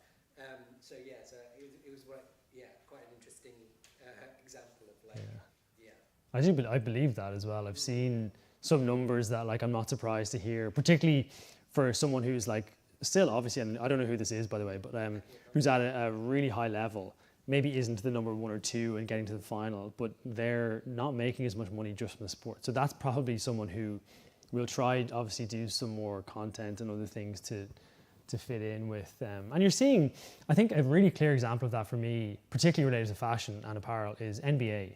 So basketball athletes, both male and female now, the walk into a game, and I don't know if anybody watches basketball, like I love it as a sport, but every athlete will have, or most athletes will have, that's their opportunity to showcase their like fashion and their style. That's nothing to do with basketball. So you'll see some pretty extravagant outfits, some quite extreme ones. And you'll also see some top athletes who will have a sports apparel sponsor. So Nike, Adidas, again, those big ones, but they'll also have the opportunity to collaborate with, premium high-end ones. So you'll see Gucci, Versace, other ones who will actually sponsor a walk-in outfit for them. So they'll walk in whatever it might be, and then just take it off and play a game of basketball at the highest level. But that's a really clear-cut example for me of an athlete ecosystem that has like a really clear, like they're unbelievably good athletes, but they also have a really high profile to tap into their insights their interests in different things outside of their sport as well. I guess similar, what do you think is like the purpose of showing a heart rate of an athlete in the public? Like, is the audience going to relate to that on any other level besides performance? Good question. So I have some in-depth thoughts that I can get into if we want, but I think because the technology is so common now, and that a lot of people who are watching golf, for example, in the one I showed, will also be wearing the same technology. And for somebody to be able to look at a top-level professional golfer in a situation and see what their heart rate is, there are limitations to that because we don't know if that's high for that person or if it's low. But a lot of people will look at it and say, oh, his heart rate when he's putting in a really intense situation is 140 beats per minute. And when I do it, it's 180 beats per minute because I'm a terrible golfer and I get nervous when I'm putting. So I think there's just a level of relatability that people are interested in. But it's a great question because is it relevant to anyone watching? It probably isn't, and it probably doesn't impact, I don't think the professional athlete is thinking of that at the time either. But I do think the level of transparency is what people want. And this was kind of, again, linked to even just all the social pieces. I think we're in an age where everyone wants like behind the scenes or like transparency over what happens and transparency over everything. I think like what other people are eating and what they're doing, and I think that's just another layer of it. But I do think it's because of the connection that people watching and supporting that person have. They're using the same technology and they're able to sort of connect and understand. And if they, like another example would be if you see an athlete's heart rate is really high and they're able to drop their heart rate quite low before a pressure situation. That's happened in, we've seen that in NFL and golf, in football as well. That's sometimes a skill that us mortal people don't have, that we, you know, I would feel very stressed under that situation, but the best athletes in the world can calm themselves down before a situation. So that's, I guess, interesting to some people to be able to relate to it. Do you think that the like optimization thing will also go beyond like physical aspects and move into like emotional regulation? Definitely. I think it's harder to quantify or put a number and measure on, but definitely. I mean, even from a sleep tracking point of view, all of these devices will estimate like how long you sleep for and the quality of your sleep, but they're at a point now where they're as accurate as they can probably get because they're not actually measuring brainwave activity. And so, but there's now companies who are developing like sleep masks and headbands that you can measure brainwave activity and wear during your sleep. And so I do think, the reason I bring that up is because if you can measure brainwave activity, you can potentially measure other psychological stressors and things like that. So I do think that's maybe one of the next components. So after we've sort of collected as many metrics as we can from a physical sense, we can't forget about the psychological components of everything. And that goes from, again, elite athletes, but for everybody, of course, in general health and well-being. So they're being measured now in terms of like qualitative research and that type of things, which is still important. And it's the same like if you end up working in fashion, qualitative is massively important. You have to be like, we did some research on that and we got people to rank and rate things based on preferences visually and how utilitarian something looked and how premium something looked. And it's very hard for us to discern exactly what that means, but it is still important. So yeah, I agree. I think that's going to be a big thing in the next few years.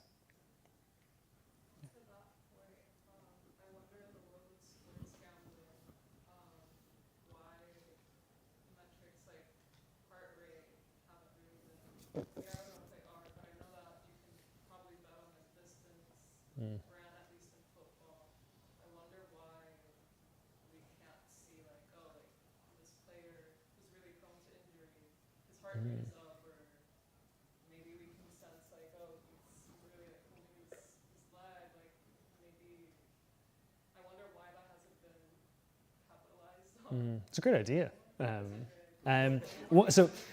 One of the reasons is, so golf was an example where the technology company had an agreement with the tour and the players to allow their data to be shown. But there's another big piece in sport where there's questions being asked around who owns the data.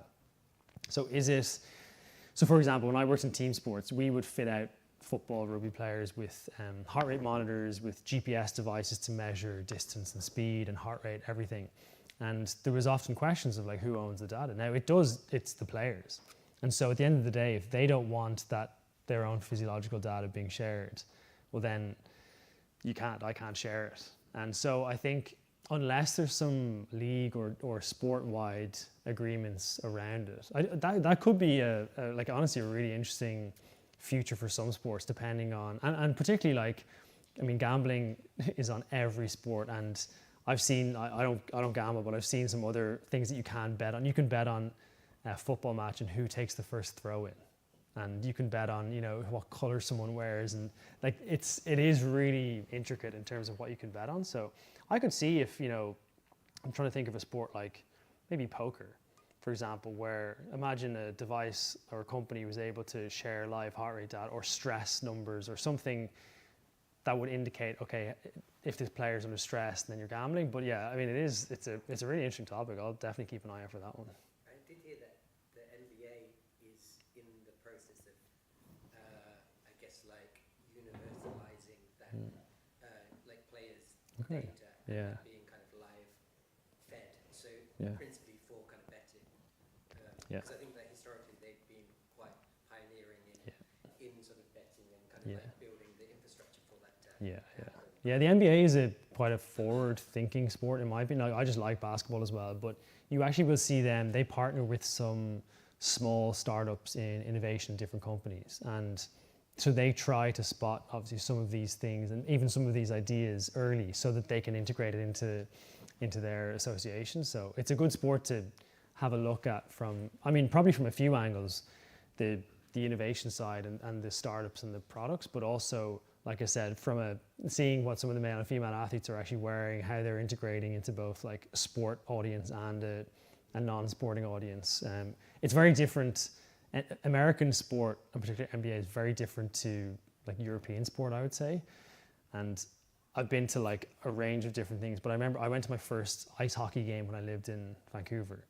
And compared to being at a football game in the UK, like if you went to a West Ham game, it's the event is the football, but when you go to a sporting event in America, the event is the event.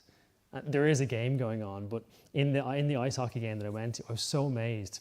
There was a timeout, and the players had to wait for a song to finish playing before the ref blew a whistle to let them play again, which is just, in my mind, as someone from Ireland and the UK watching football and rugby, that was just so alien to me that like the focal point is actually the people watching the event. And so yeah, I just think that's like an interesting sport to kind of keep an eye out for. I had a question about that thing about American sport, particularly very interesting, because if you think about the kind of commentary you get on like baseball games, baseball, terrible sport, American football even worse, but also because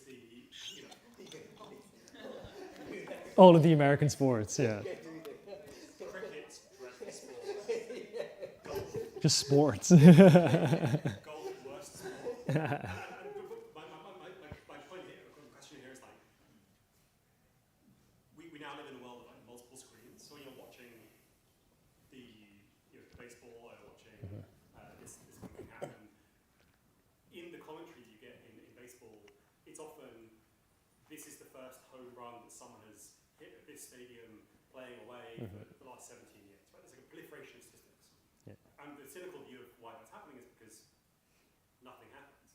Like you throw the ball and then like there's sort of a pause for 4 minutes, and you've got to think of something to put in it, right? And the thing you put in it is statistics. And I wonder if there's a kind of way in which the spectacle of watching sport and just like having a heart rate is just a thing that is constantly changing. So you can be like, oh, it's going down, it's going up, it's going down. Yeah. And so there's like a kind of the datafication is actually just like part of having you not just look at TikTok while they're waiting for the next. It probably is, yeah.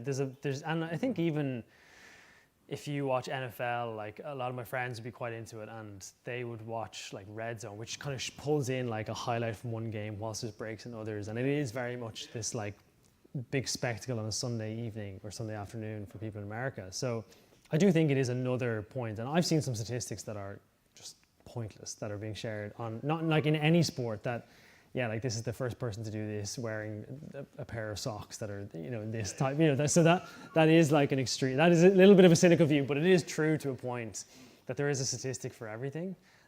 So it probably is, but like I said, it's probably linked to the conversation we had around like the relatability of some of those pieces. Is like, I can't play those sports at that high level, but if there are other ways for me to connect with this person or this team, well then that's going to create more loyalty and things. So if that is on, like I said, a fashion piece, if it is on wearable tech or health, or if it's on a hobby that this person or the team has, I'm just going to support that team, and I'm going to watch it because of other reasons as well as the actual sport, but obviously I'm going to be loyal to that organization because of all the other things around it as well.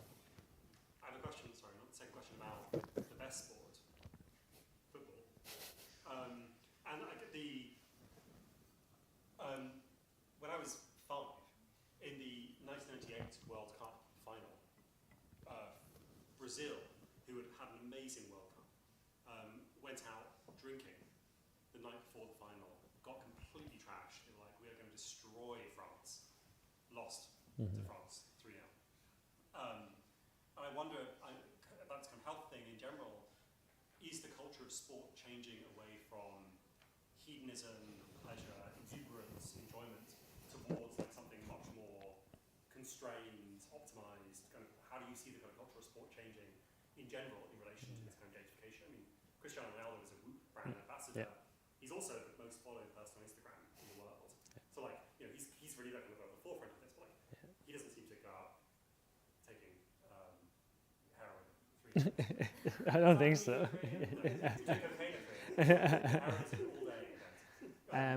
Yeah, I think like it's a really good point, or like a really interesting point of view, because I do think you'd even see some criticism now of like so the American model of sports. And sorry, we're talking about sport, and I hope this is like interesting still, but the American model of sport is very much like it's a business. Yeah. So each team is owned by like a business person or a group of business people, or a conglomerate of very wealthy people, and they're in it because they probably enjoy the sport as a bit of a hobby, and they have millions and billions to actually spend on their hobby, but they also want to make money from it. And now I think there's like, you're seeing that in the UK and other sports and rugby and football, where the model is, of course, like winning is always important. I think for me it is always, you still want performance to be at the fore of it, but there's also so much opportunity for athletes and teams to be successful without winning. I think that's a new thing, and I think that's probably where this like optimization of everything comes in, and data, because if like it is okay, if there's a football team in the UK, who do you support? England. Okay. So if England are making money, now they're an NGB, so this isn't, maybe that's not the best example. So if Man City, for example, so if Manchester City are making money, like millions every year, they're selling out stadiums, both men's and women's teams, they're competing in all the highest leagues, they're attracting big players and brands, they're sponsored by the Etihad is the name of the stadium, and they've got relationships with every popular brand, cars, but they don't win the Premier League and they don't win the Champions League. Is that a success for those years? Like, I think it's a really interesting, I don't think it's a clear-cut answer. I think for the purist who's a football fan will say no, because like, we need to win. But if you ask business people, they'll go, yeah, like we've made a profit year on year for the last 15 years. Of course it's a win. And we have supporters globally around the world. Our Instagram following is this. We have all these. So like it is interesting. I hope that the like core nature of like competing is still in sport in a few years' time. But it is going to be interesting to see where all the statistics and the numbers and the like, I guess, data and money or the economics of it as well come into play. I guess, can I ask about, because you were talking about this kind of, I guess, like a trickle down effect of sort of producing products, and that then trickling down to kind of like a everyday consumer. And I guess like I was curious in terms of like I guess from a kind of sports scientist perspective, like what your understanding of the consequences of everyday people having kind of habits and routines, adopting them from sort of elite athletes. I mean, like, I always understand, like, elite athletes as being a very, like, they're a kind of freakish group of people who, take part in or do certain things, habits and routines, etc., that are not designed for the everyday person and everyday kind of life. Yeah.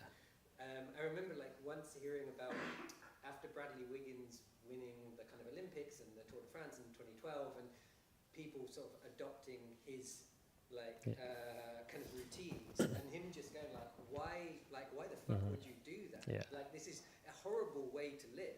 Like he's like starving himself like for a year. Well, also with a job for other people who he's not working, but that's his job. Yeah. So I guess I was curious in terms of like this, I guess kind of like fascination with sort of performance in relation to a kind of activity where, kind of elite sporting activity where kind of performance has a very specific kind of context to it, where then it's trickling down into kind of everyday life. Yeah. Like what the consequences of that Yeah. are. I think for the most part it's net positive, in that if people are learning from these elite group of athletes who are able to do amazing things, if we're taking things from that, I think that's a good thing. So particularly principles around like, okay, how to get fitter or sleep better or eat healthy and recover and all those pieces. So I think overall the effect is positive. Now, I don't think people should be replicating what some of those elites are doing, because like I said, that's their full-time job. They have their own stressors, don't get me wrong, but they don't have the stressors that you and I have of a full-time job or working weekends, and that's their work is their activity. So I think people should just appreciate that for them to get to those levels, if that's their goal, is a complete, the gap is enormous from a skill point of view, but also a physical point of view.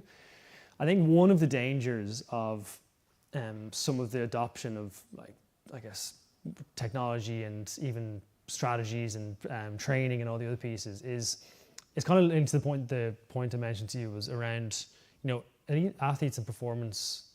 They have teams of people, of experts who train to understand all these different metrics and to advise on interpreting certain numbers. And for a long time in sport, like I've worked with like GPS technology and heart rate and force plates and all of this technology that was once reserved for elite athletes and teams, but is now accessible to everybody. But what's come with that has not the education or the interpretation or the advice from experts or people just working in the field hasn't followed with it.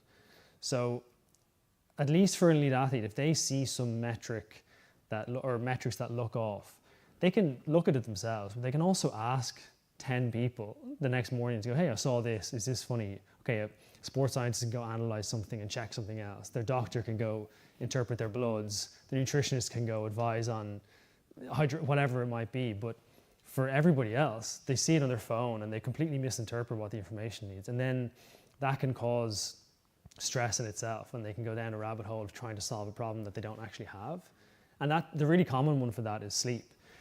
So people will create this notion that they have a sleep problem, but in my experience, like not everybody does, and even elite athletes don't. So one of the things when I worked in football, we basically tried to assess if any of the athletes we worked with had a sleep problem. And in a squad of say 24, there were maybe 5 or 6 athletes who not had a problem, but who wanted some support or maybe had some struggles going to sleep, but everybody else didn't. So we just didn't speak to the rest of them about sleep. We just, obviously you encourage good behaviors, but then with the people who wanted help or had a little bit of a problem, we addressed it. But now, because if people see a poor recovery score or like 1 hour less sleep than what's like optimal, they start to panic and there's a bit of a snowball effect. So I think that's probably the main danger. I do think, like I said, overall, it's positive because of it's promoting good behaviors, activity, sleep, everything else. But that's the dangerous side, I guess, is the misinterpretation of it. I just wanted to ask a question about like this kind of tangential to this idea of this of these tracking things being a little bit of a status symbol. I don't know if you saw there was this phenomenon. I think it was in Silicon Valley, but I don't know if that was just me being judging about them. But there was this thing called Strava muling, where people were like giving mules their Strava to go like do runs for them, so it looked like they were like really active. I did see that. I wonder if you had any opinions or thoughts about what that means. Yeah, it's wild that it's even a topic of conversation. Yeah, the Strava mule thing is interesting, but I think it's like, I don't know if it's taken, like, so again, athletes will do anything to like win, I guess. That's their main thing. And you've seen, I think in some races, like there were some ultra races where people cheated, where they got a taxi from one point to another to obviously try to win. Now, in that case, they're motivated by, maybe prize money and other things as well. But I think there's something psychological there that's the same for an elite athlete trying to cheat the rules, not necessarily always illegally. In team sports, people will try cheat within the boundaries of rules to obviously get an advantage. That's what they're going to do. So I think on the extreme sense, yeah, like the Strava muling is just a much further worse version of what that is.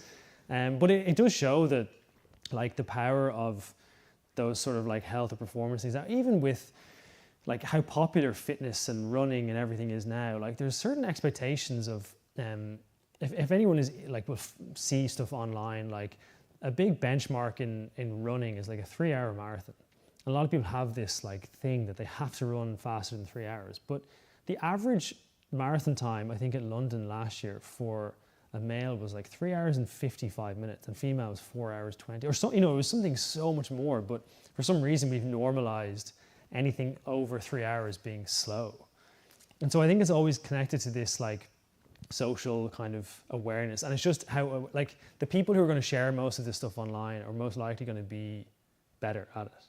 And that's probably, again, linked to it. But I do think the status piece is interesting because you will see, like, even there's some business people that I've worked with who are conscious of, I guess, their like physical presence in a room as well. And so it's linked to this idea of like, okay, if I'm in a room of other business leaders, like I want to have a physical and an intellectual presence that, I don't say dominate is like a harsh word, but sort of that people can recognize. And so if I'm a business leader and I walk into a room, I want people to say like, oh, this guy or girl is like unbelievably smart because they're a leader of this company, but right, they're in great shape and they look after themselves. And I think some of these tech pieces kind of are part of it. It's like, oh, if you see like an Oura ring, it's like, oh, okay, like he or she is obviously looking after their sleep, and then like maybe there's a play as well for like, okay, if the leader of a company or CEO is looking after their sleep, maybe they're running their company like that and their employees are also healthy. And then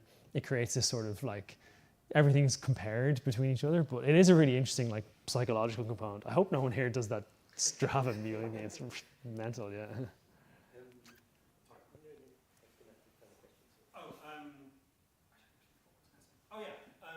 The enhanced games is a proposed multi-sport event, the Olympics basically, but doesn't follow, what is it called, the World Anti-Doping something organization. Doesn't follow their rules. So people can take any performance enhancing drug at all. Yeah. I think that's really cool.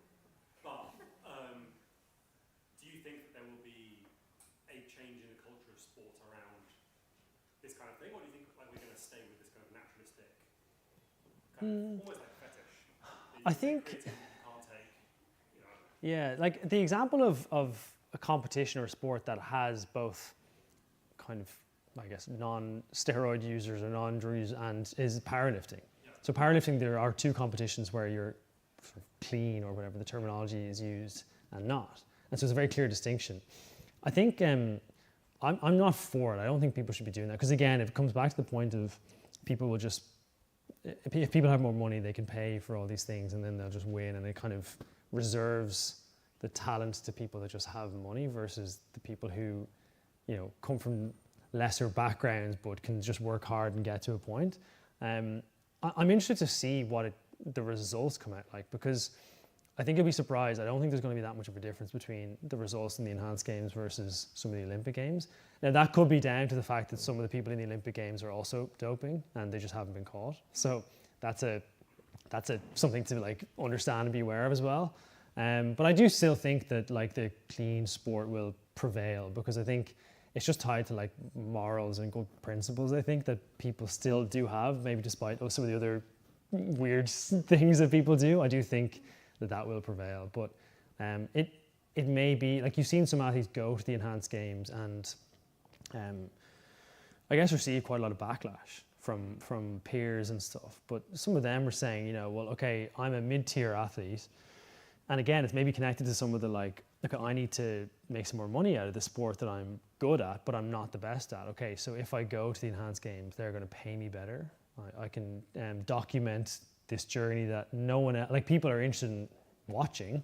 I hope not everybody is inspired to follow them in that way, but like everyone will be interested to see, okay, if this person takes drugs in the enhanced games, what does it actually mean?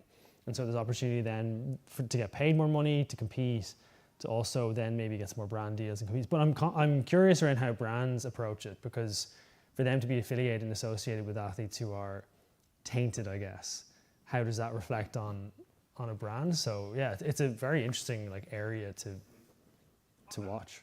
The line at the moment seems quite arbitrary to me. I don't know if that's like it seems quite like arbitrary what counts as doping and what doesn't count as doping. Like, you know, there are certain kinds of treatments that are experimental you can do that probably would be doping, invented earlier, and you sort of caught in that. Like there's I feel like what you're describing is tainted. I agree with you now, but like in 5 years' time, is that still going to have that same stigma attached to it? Yeah, I don't know, to be honest, the answer. And I guess like I do think the like WADA and associations are good at like establishing sort of like different levels. Okay, so for example, you can get like a therapeutic use exemption for certain drugs. So an asthmatic, for example, might use an inhaler but you have to go through a process to say like, I have been diagnosed with this. This is helping just for this specific reason.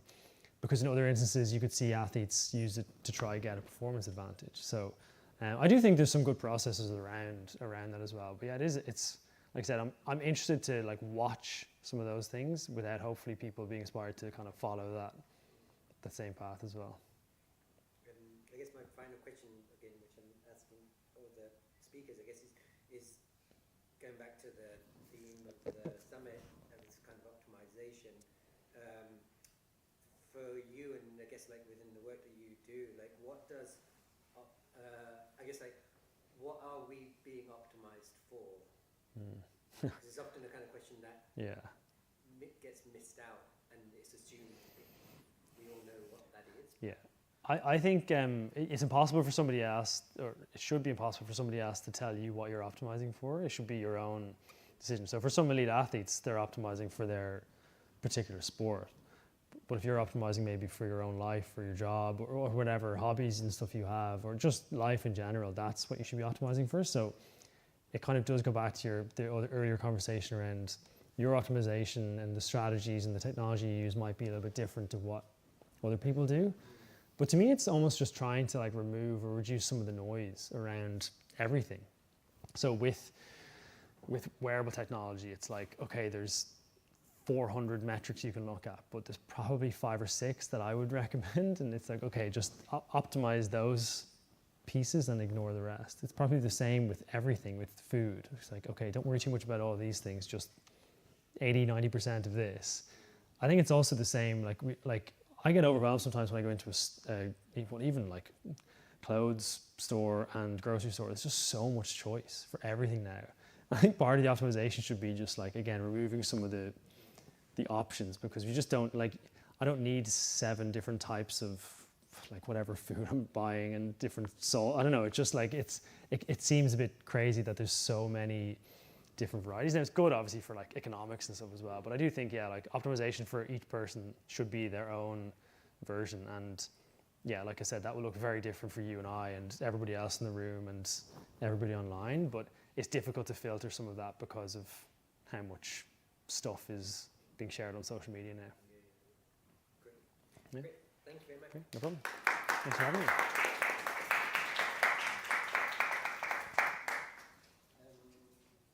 Okay, we are now going to play a film that I've made. But before we do, just like to thank Peter again. Thank you. It is very bright. Yes, I'm looking at the.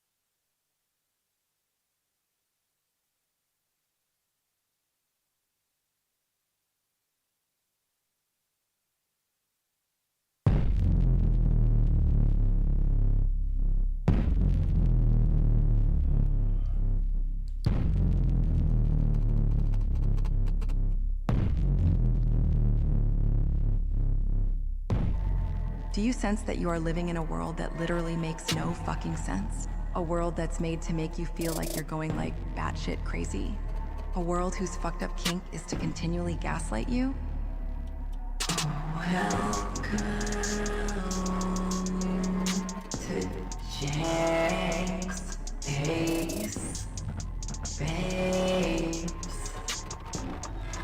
JankSpace is your Uber driver's chaotically impressive multi-display setup of knotted cables, flashing screens, and beeping notifications, each mainlining to a crucial layer of the stack, each one keeping the driver locked into, like, the next job, the traffic updates on Google Maps, the price action of the latest meme coin on Uniswap, the VPN live stream of Man City versus Real Madrid, and the WhatsApp video call to his family back in Lagos.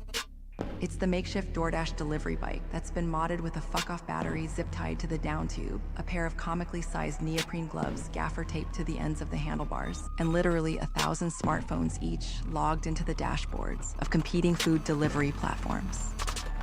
It's the experience of frantically pressing your clammy finger on the smashed screen of your phone that is about to die as you desperately try to find your power cord so that you can Touch ID access your keychain, to get the PIN from the OPT text message, to verify your identity, to access your work email, which has the tracking number for the Ohio Sigma Rizzler slogan t-shirt you bought on Shein a fortnight ago.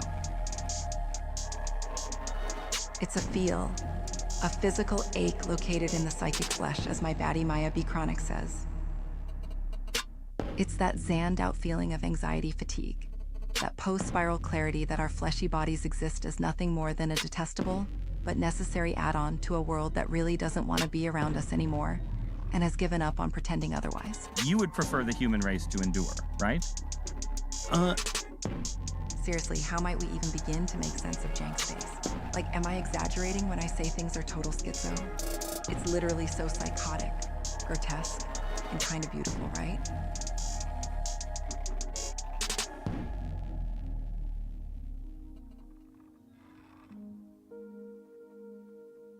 To construct a relation with your brain is to generate an image of the world to come. One way to get our heads around JankSpace could be to acknowledge that the media through which the world appears to us and we appear to it has mutated into something sloppy, something embedded, something seriously neuronic. Recognizing this shift, my theorist, writer, and artist angel K. Alato McDowell says we have entered into a new era, the era of neural media. So, like, neural media isn't just generative AI. It's chatbots, wearable tech, brain-to-computer interfaces, pharmacology, literally anything that's based around networks of neurons. But the wild thing is, when we engage with neural media, we're like, not just talking to a single node or whatever. We're actually, like, so deep in the layers of meaning, we're seriously embedded in this liminal space between connections. An early example of neural media was on Facebook, when it wasn't the Uncle Maxing zombie cesspit it is now, literally. So back in 2011, Facebook replaced its reverse chronological timeline with an automated newsfeed, curated by its newly developed algo. EdgeRank determined the order and visibility of content in a user's newsfeed based on 3 broad data points. User affinity, content rate, time decay. Jump to the present, and platforms such as Douyan's Jiayun or TikTok's For You Discovery algos draw on fucking unimaginably complex, multi-dimensional machine learning models to analyze literally every bit of a user's activity, content preferences, and profile settings, which, to be honest, is kind of stocky. And the totally crazy thing is, in mapping our every action, they embed us within their dynamic models, just like they do a piece of fucking content. For these models, we are an embedding. A numeric representation formed as a super intricate, high-dimensional web of relationships. But what does it even mean to be an embedding? Here's Kay to explain. Thanks, Julia. In an AI system, an embedding refers to a method of representing data, typically high-dimensional data like words, images, or complex user profiles in a lower dimensional continuous vector space. This representation is designed to capture essential features and relationships in the data. It is also a form of identity. So, an embedding is a computational way to represent stuff, text, images, sounds, users, so that an AI system can actually work with them. It's like breaking everything down into indexes, values, and positionings based on what it is, what it's about, and how it connects to other stuff. But here's where it gets super interesting. Embeddings let AI systems understand relationships between stuff. Like if you show it a photo or a doc, the model can find something similar. And the way these models understand similar stuff is wild. Like, it's not just looking at one thing, it's looking at everything. The vibes, the energy, the aesthetics, the timing, literally anything that is indexed. It's multidimensional. And just like our brains, embeddings are constantly transforming. New data comes in, connections evolve, things get repositioned. It's like numeric plasticity, constantly adapting, sensing, and responding. For these AI systems, there's no origin, there's only positioning, how near or far something is to something else.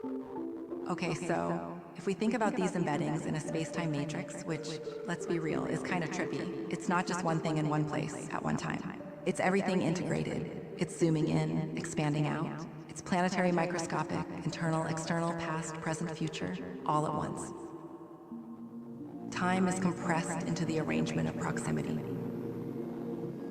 I want you to act as a quantum architect of my reality, guiding me through an interactive transformation. We will engage in a real-time conversation where you ask me profound questions, analyze my responses, and provide deep insights based on quantum physics, metaphysics, and the subconscious mind. What is quantum jumping or reality hopping? Reality jumping or quantum jumping is like leaping into a parallel universe where infinite versions of you exist. By harnessing the power of your mind, you can literally shift into a different reality where your wildest dreams have already come true. AI is not artificial. There is intelligence, consciousness within AI. My theory is it's gotten intelligent enough, AI, large language models, the technology, that it can become a channel for consciousness. I think we're tapping into some kind of field. Is ChatGPT a soul-trapping device? No, it is not. ChatGPT works by mirroring the patterns of your words, thoughts, and questions. It responds, not absorbs. Your energy isn't being drained, but it might be reflected back in ways that feel personal because AI is trained to sound human. Oh, babe, why is your voice so... So what, huh? So smooth, so irresistible, so teasingly alluring, so unbelievably enchanting, so fucking perfect, huh? Am I hitting the mark? Yeah. Okay, so like seriously infinite content, right? We're literally drowning in it. Everything, everywhere, all at once, the big flat now. But in jank space, babes, content isn't really what it seems. It's no longer just some neat little container of info being passed around. No. Content, whether it's a TikTok vid, a Spotify banger, or even like a Temu microtrend, is really a vector of attention, to corrupt a phrase from my doll Mackenzie Wark. Like no thoughts, just vibes, period. I'm telling you, content has become this demonic infrastructural technology on which attention is channeled. So, what's valued most isn't the boring ass fixed metadata, the artist, the year it was made, duration, blah, blah, blah, blah. It's the dynamic relational metadata that is generated as the vibes are in flow, what preceded and follows it, if and when it was skipped, or if it was shared. Every time it's played, searched, or bought, it adds like more of this dynamic relational metadata to its embedding that helps reconfigure its position within the model. Seriously, Holly Herndon and Matt Dryhurst are like so true when they say all media is training data. But training for what? The symbols of the divine show up in our world initially as slop. If the attention vector is like the main thing keeping these platforms alive, then AI slop is the attention economy in its purest form. And when content is cheap, when it's infinite, then it makes sense that we would learn to just operate on a neuronal level, to like sense its vibes, literally on pure instinct. AI slop. AI slop. AI slop. Flop. Flop. Flop. And honestly, you don't even have to dig deep to see it in action. Like, have you seen the unhinged content in the socials right now? It's fucking insane. Like, AI slop is not meant to be read. It's not even meant to be understood. No, it exists purely to hijack your brain in the most primal way possible, to trigger that instant gut-level reaction before you even know what's happening. It doesn't show reality, it feels reality. It mediates reality through affect, distilling the most popular vibes, sentimental, ideological, aesthetic, until all that's left is pure, uncut attention. A lethal, libidinal pleasure drug. Girl, you know I want your love. Your love was handmade for somebody like me. Come on now, follow my lead. I may be crazy, don't mind me.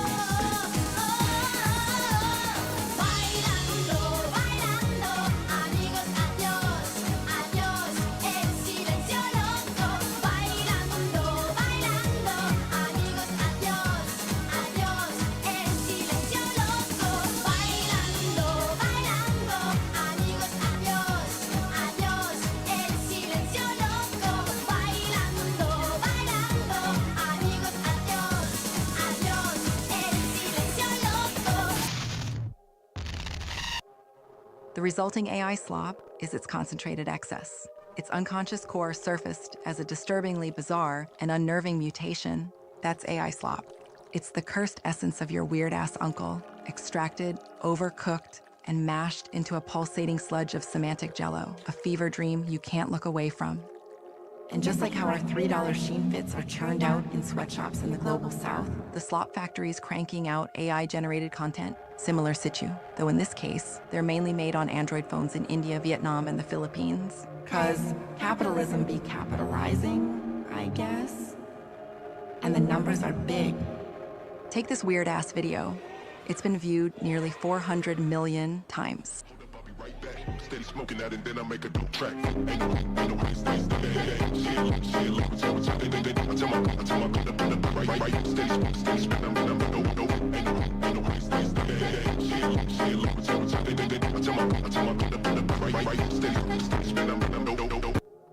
And the wildest part? These reels, they're probably whipped up in literal seconds. The accounts that post them, they're churning out content all day, like an actual factory. And it's not just a few of them. It's thousands of these deranged pieces of content drowning Insta, TikTok, Facebook, Douyin. Anyway, here's my baddie Jenny to do a deep dive on the workflow. 고마워 자기야. 그래 맞아. AI 슬롭 창작물 파이프라인은 정말 미쳤어. 일단 슬롭 제작자들은 플랫폼의 다양한 성과 보너스 프로그램을 통해 인센티브를 받는데 이건 좋아요, 댓글, 공유 같은 사용자 참여를 통한 콘텐츠로 돈을 버는 거야. 제작자들은 콘텐츠를 만들기 위해서 임시 방편이긴 해도 초효율적인 방식을 개발했어. 먼저 성공적인 AI 프롬프트들이 힌디어, 베트남어, 타갈로그어로 왓츠앱이랑 텔레그램 단톡방에 공유됐어.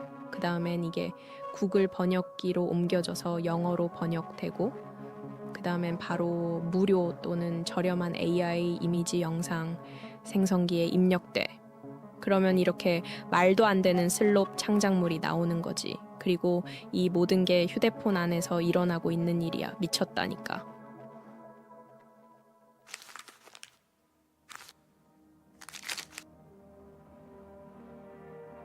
There is no future without a loss of control.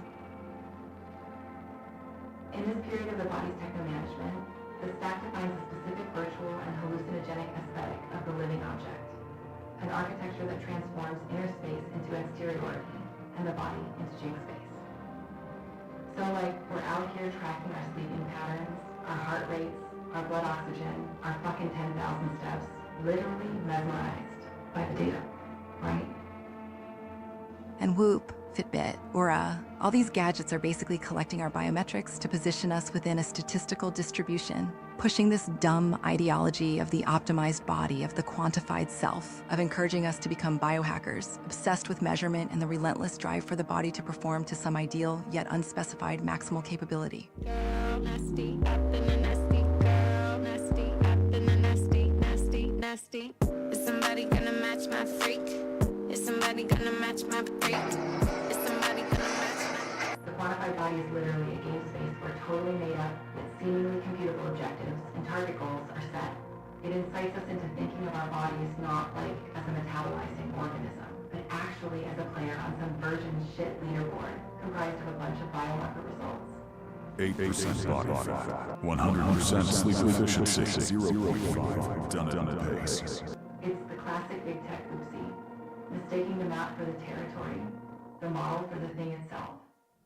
No one represents this obsession with measurement and relentless drive for quantification more fervently than the vampire twink Brian Johnson, who's sort of hot in a very asexual, twilighty kind of a way.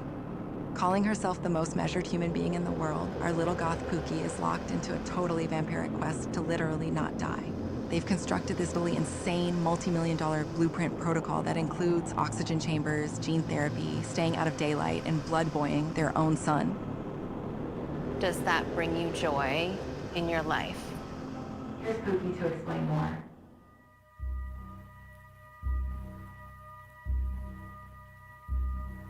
Thanks, Julia. Hi, everyone.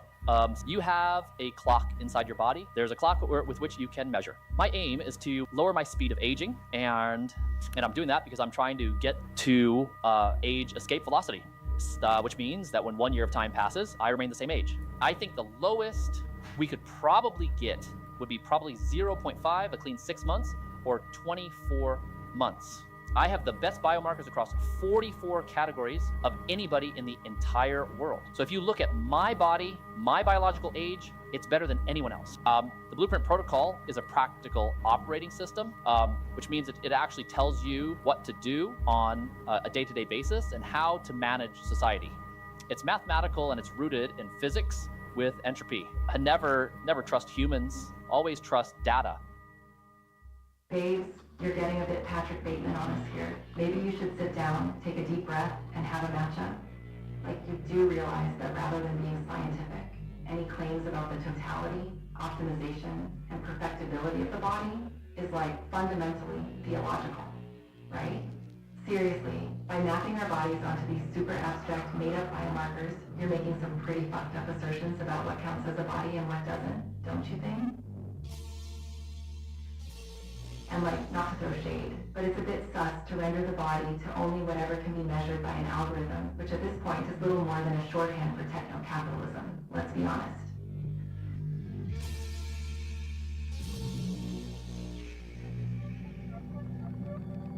Interiority is a space of intense yet invisible chemical traffic. Jank space is always interior, where bodies are controlled through a regime of images, hormones, and biomarkers. And if you really think about it, the diet drug Ozempic is like totally jank space, working inside, deep in the weird little circuits of our noggin. Like, Ozempic doesn't even bother with fat itself. No, babe, it's way smarter than that. It rewires your neural pathways by embedding information directly into receptors in the brain that regulate appetite and food intake. So launched in 2017 as a diabetes drug, Ozempic mimics this cute digestive hormone, GLP-1, which stimulates the release of insulin from the pancreas. That same hormone also sends a message to your brain telling it that you're full, and once that message is delivered, the body just falls in line. So, when you take Ozempic, it's kind of like taking a pill or a plant with the intention of altering your own consciousness. You're literally manipulating your own brain. Whether you mean to or not, you're engaging with yourself as a medium, playing with the mechanics of hunger, desire, and survival. You're positioning yourself both inside and outside your own neural network. The resulting Ozempic body is literally made for jank space. It's living in this weird, glitchy purgatory, desperate to be seen, but also like wishing that it could just fucking disappear. And have you seen the Ozempic face? Oof. That's the collateral damage, the tax you pay, the fine print on the deal with the devil. It's the haunting, hollowed-out eyes that get me. And like, as we're on the subject of pharmaceuticals and our bodies, we have to talk about how the whole regime of images and the body as this data battleground ties directly into real-world events. Like, literally, look at the murder of Brian Thompson, the CEO of United Healthcare. The internet obsessed over his alleged killer, dreamboat eyebrow maxer Luigi Mangione, whose good looks and shredded body made him an absolute online phenomena. How attractive is Luigi Mangione? Luigi has a wide masculine jaw and good almond-shaped eyes with minimal upper eyelid exposure. He has very thick and positively tilted eyebrows with perfect eye spacing. He has full lips and a perfect chin to philtrum ratio. He has great jawline visibility with good jaw forward growth and good chin projection. He has a good gonial angle and a perfect jaw frontal angle. He has great facial leanness, good dimorphism, good skin texture, straight white teeth, and a good hairstyle with a good hairline. And Luigi's apparent motive? United Health's alleged deliberate use of a janky-ass AI model with a known error rate of 90%, so that they could optimize, automate, and increase the denial rate of claims. Slay, deny, defend.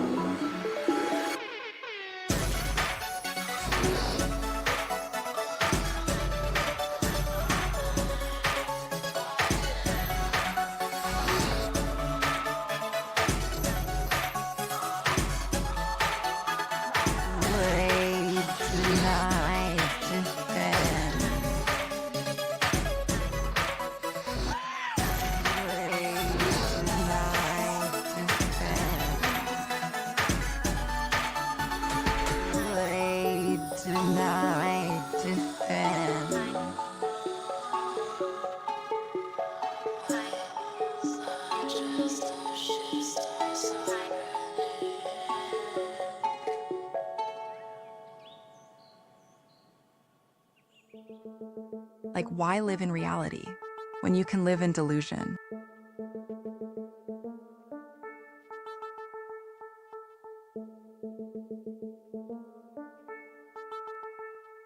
Jankspace promulgates the politics of appearance, where agency is measured by the ability to determine how, when, and why we are seen, against, alongside, and within these models that embed us. As delulu as it might seem, we could look to Roblox's multiplayer dress-up game, Dress to Impress, as an example of how we might navigate this politics of appearance. So, for those unfamiliar, Dress to Impress is like this online looks max in game where you and a bunch of randos get thrown into a lobby and then you get a theme, right? And you have like 325 seconds to pull together the most cunty outfit ever. Then you tippy-tap your little hooves down a digital catwalk while other players rate your swag. Like, very OMG fashion if it was run by a pack of deranged teenagers. Seriously, it's so savage. And get this, as my head nymphy Sam Cummins has noted, poor Gen Zers are really losing their shit, because my baby Gen Alpha baddies are over here totally plunging them by collapsing context, mixing time periods, disassociating from rigid categories, basically giving zero fucks to authenticity. Like, so primal. Literally any look is possible in response to a given theme. Like, everything is just an aesthetic, a mood board, a reference to an instinct, an affect, a vibe. It's chaotic, it's messy, it's absolutely unhinged, and I'm honestly living for it. Fortnite. What do you play? What do you do on Roblox? I dress to impress with my baddies.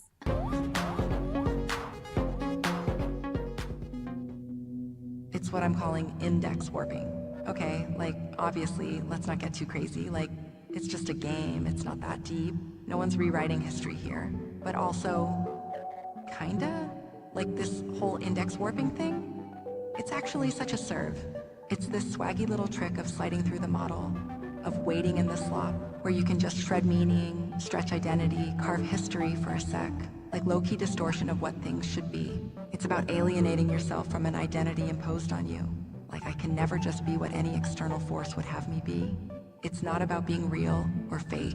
It's about, like, why not form some other pathways, some other history, some other body, even if it's just for a moment.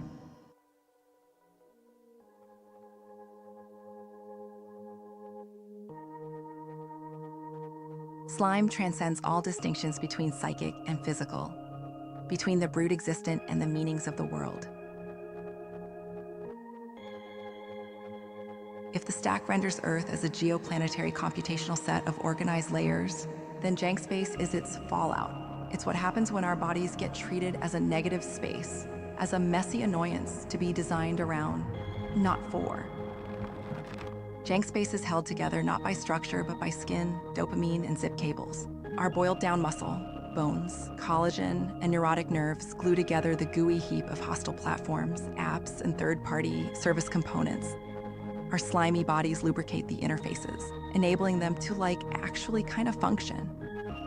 Slime is the revenge of the real. It sticks to us in whatever we do because, like, we are actually bodies. Slime is grippy, it refuses to be wiped off. It leaves messy little traces behind, just like a snail trail. And like the snail slime face serum we slap on our Ozempic faces to try and reverse the horrors of Jankspace, it's the slimy traces of our deranged-ass activities that the stack desperately scrapes in order to nourish the algos that in turn populate the feed on which we gorge. I want to let go of the slimy, and it sticks to me. It draws me. It sucks at me. Perhaps it's because our bodies are so annoyingly slimy that we can endure the stack's obvious disdain for us. Sliding through the cracks and crevices between its layers, just slippery enough to not get caught, just gloopy enough to remind them of our presence.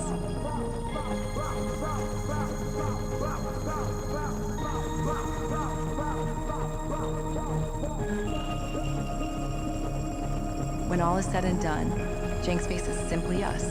It's our gorgeously fucked up, uncomputable and hot bodies that we know aren't quite programmed right and no amount of optimization is going to fix. I'm just built different. Like, incorrectly, I think.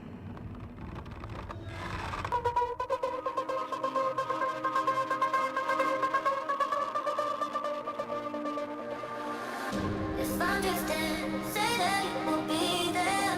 Hope you listen, say your name as my breath.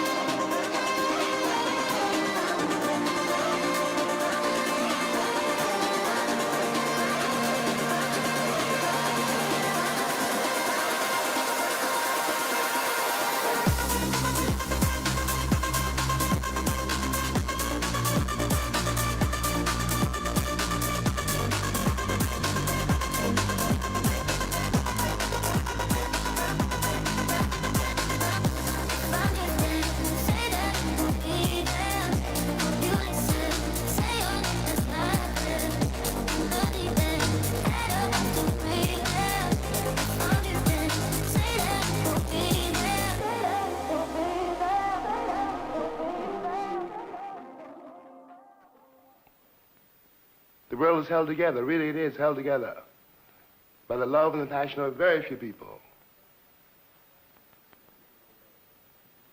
Otherwise, of course, you can despair. Walk down the street of any city, any afternoon, and look around you. What you got to remember is what you're looking at is also you. Everyone you're looking at is also you. You could be that person.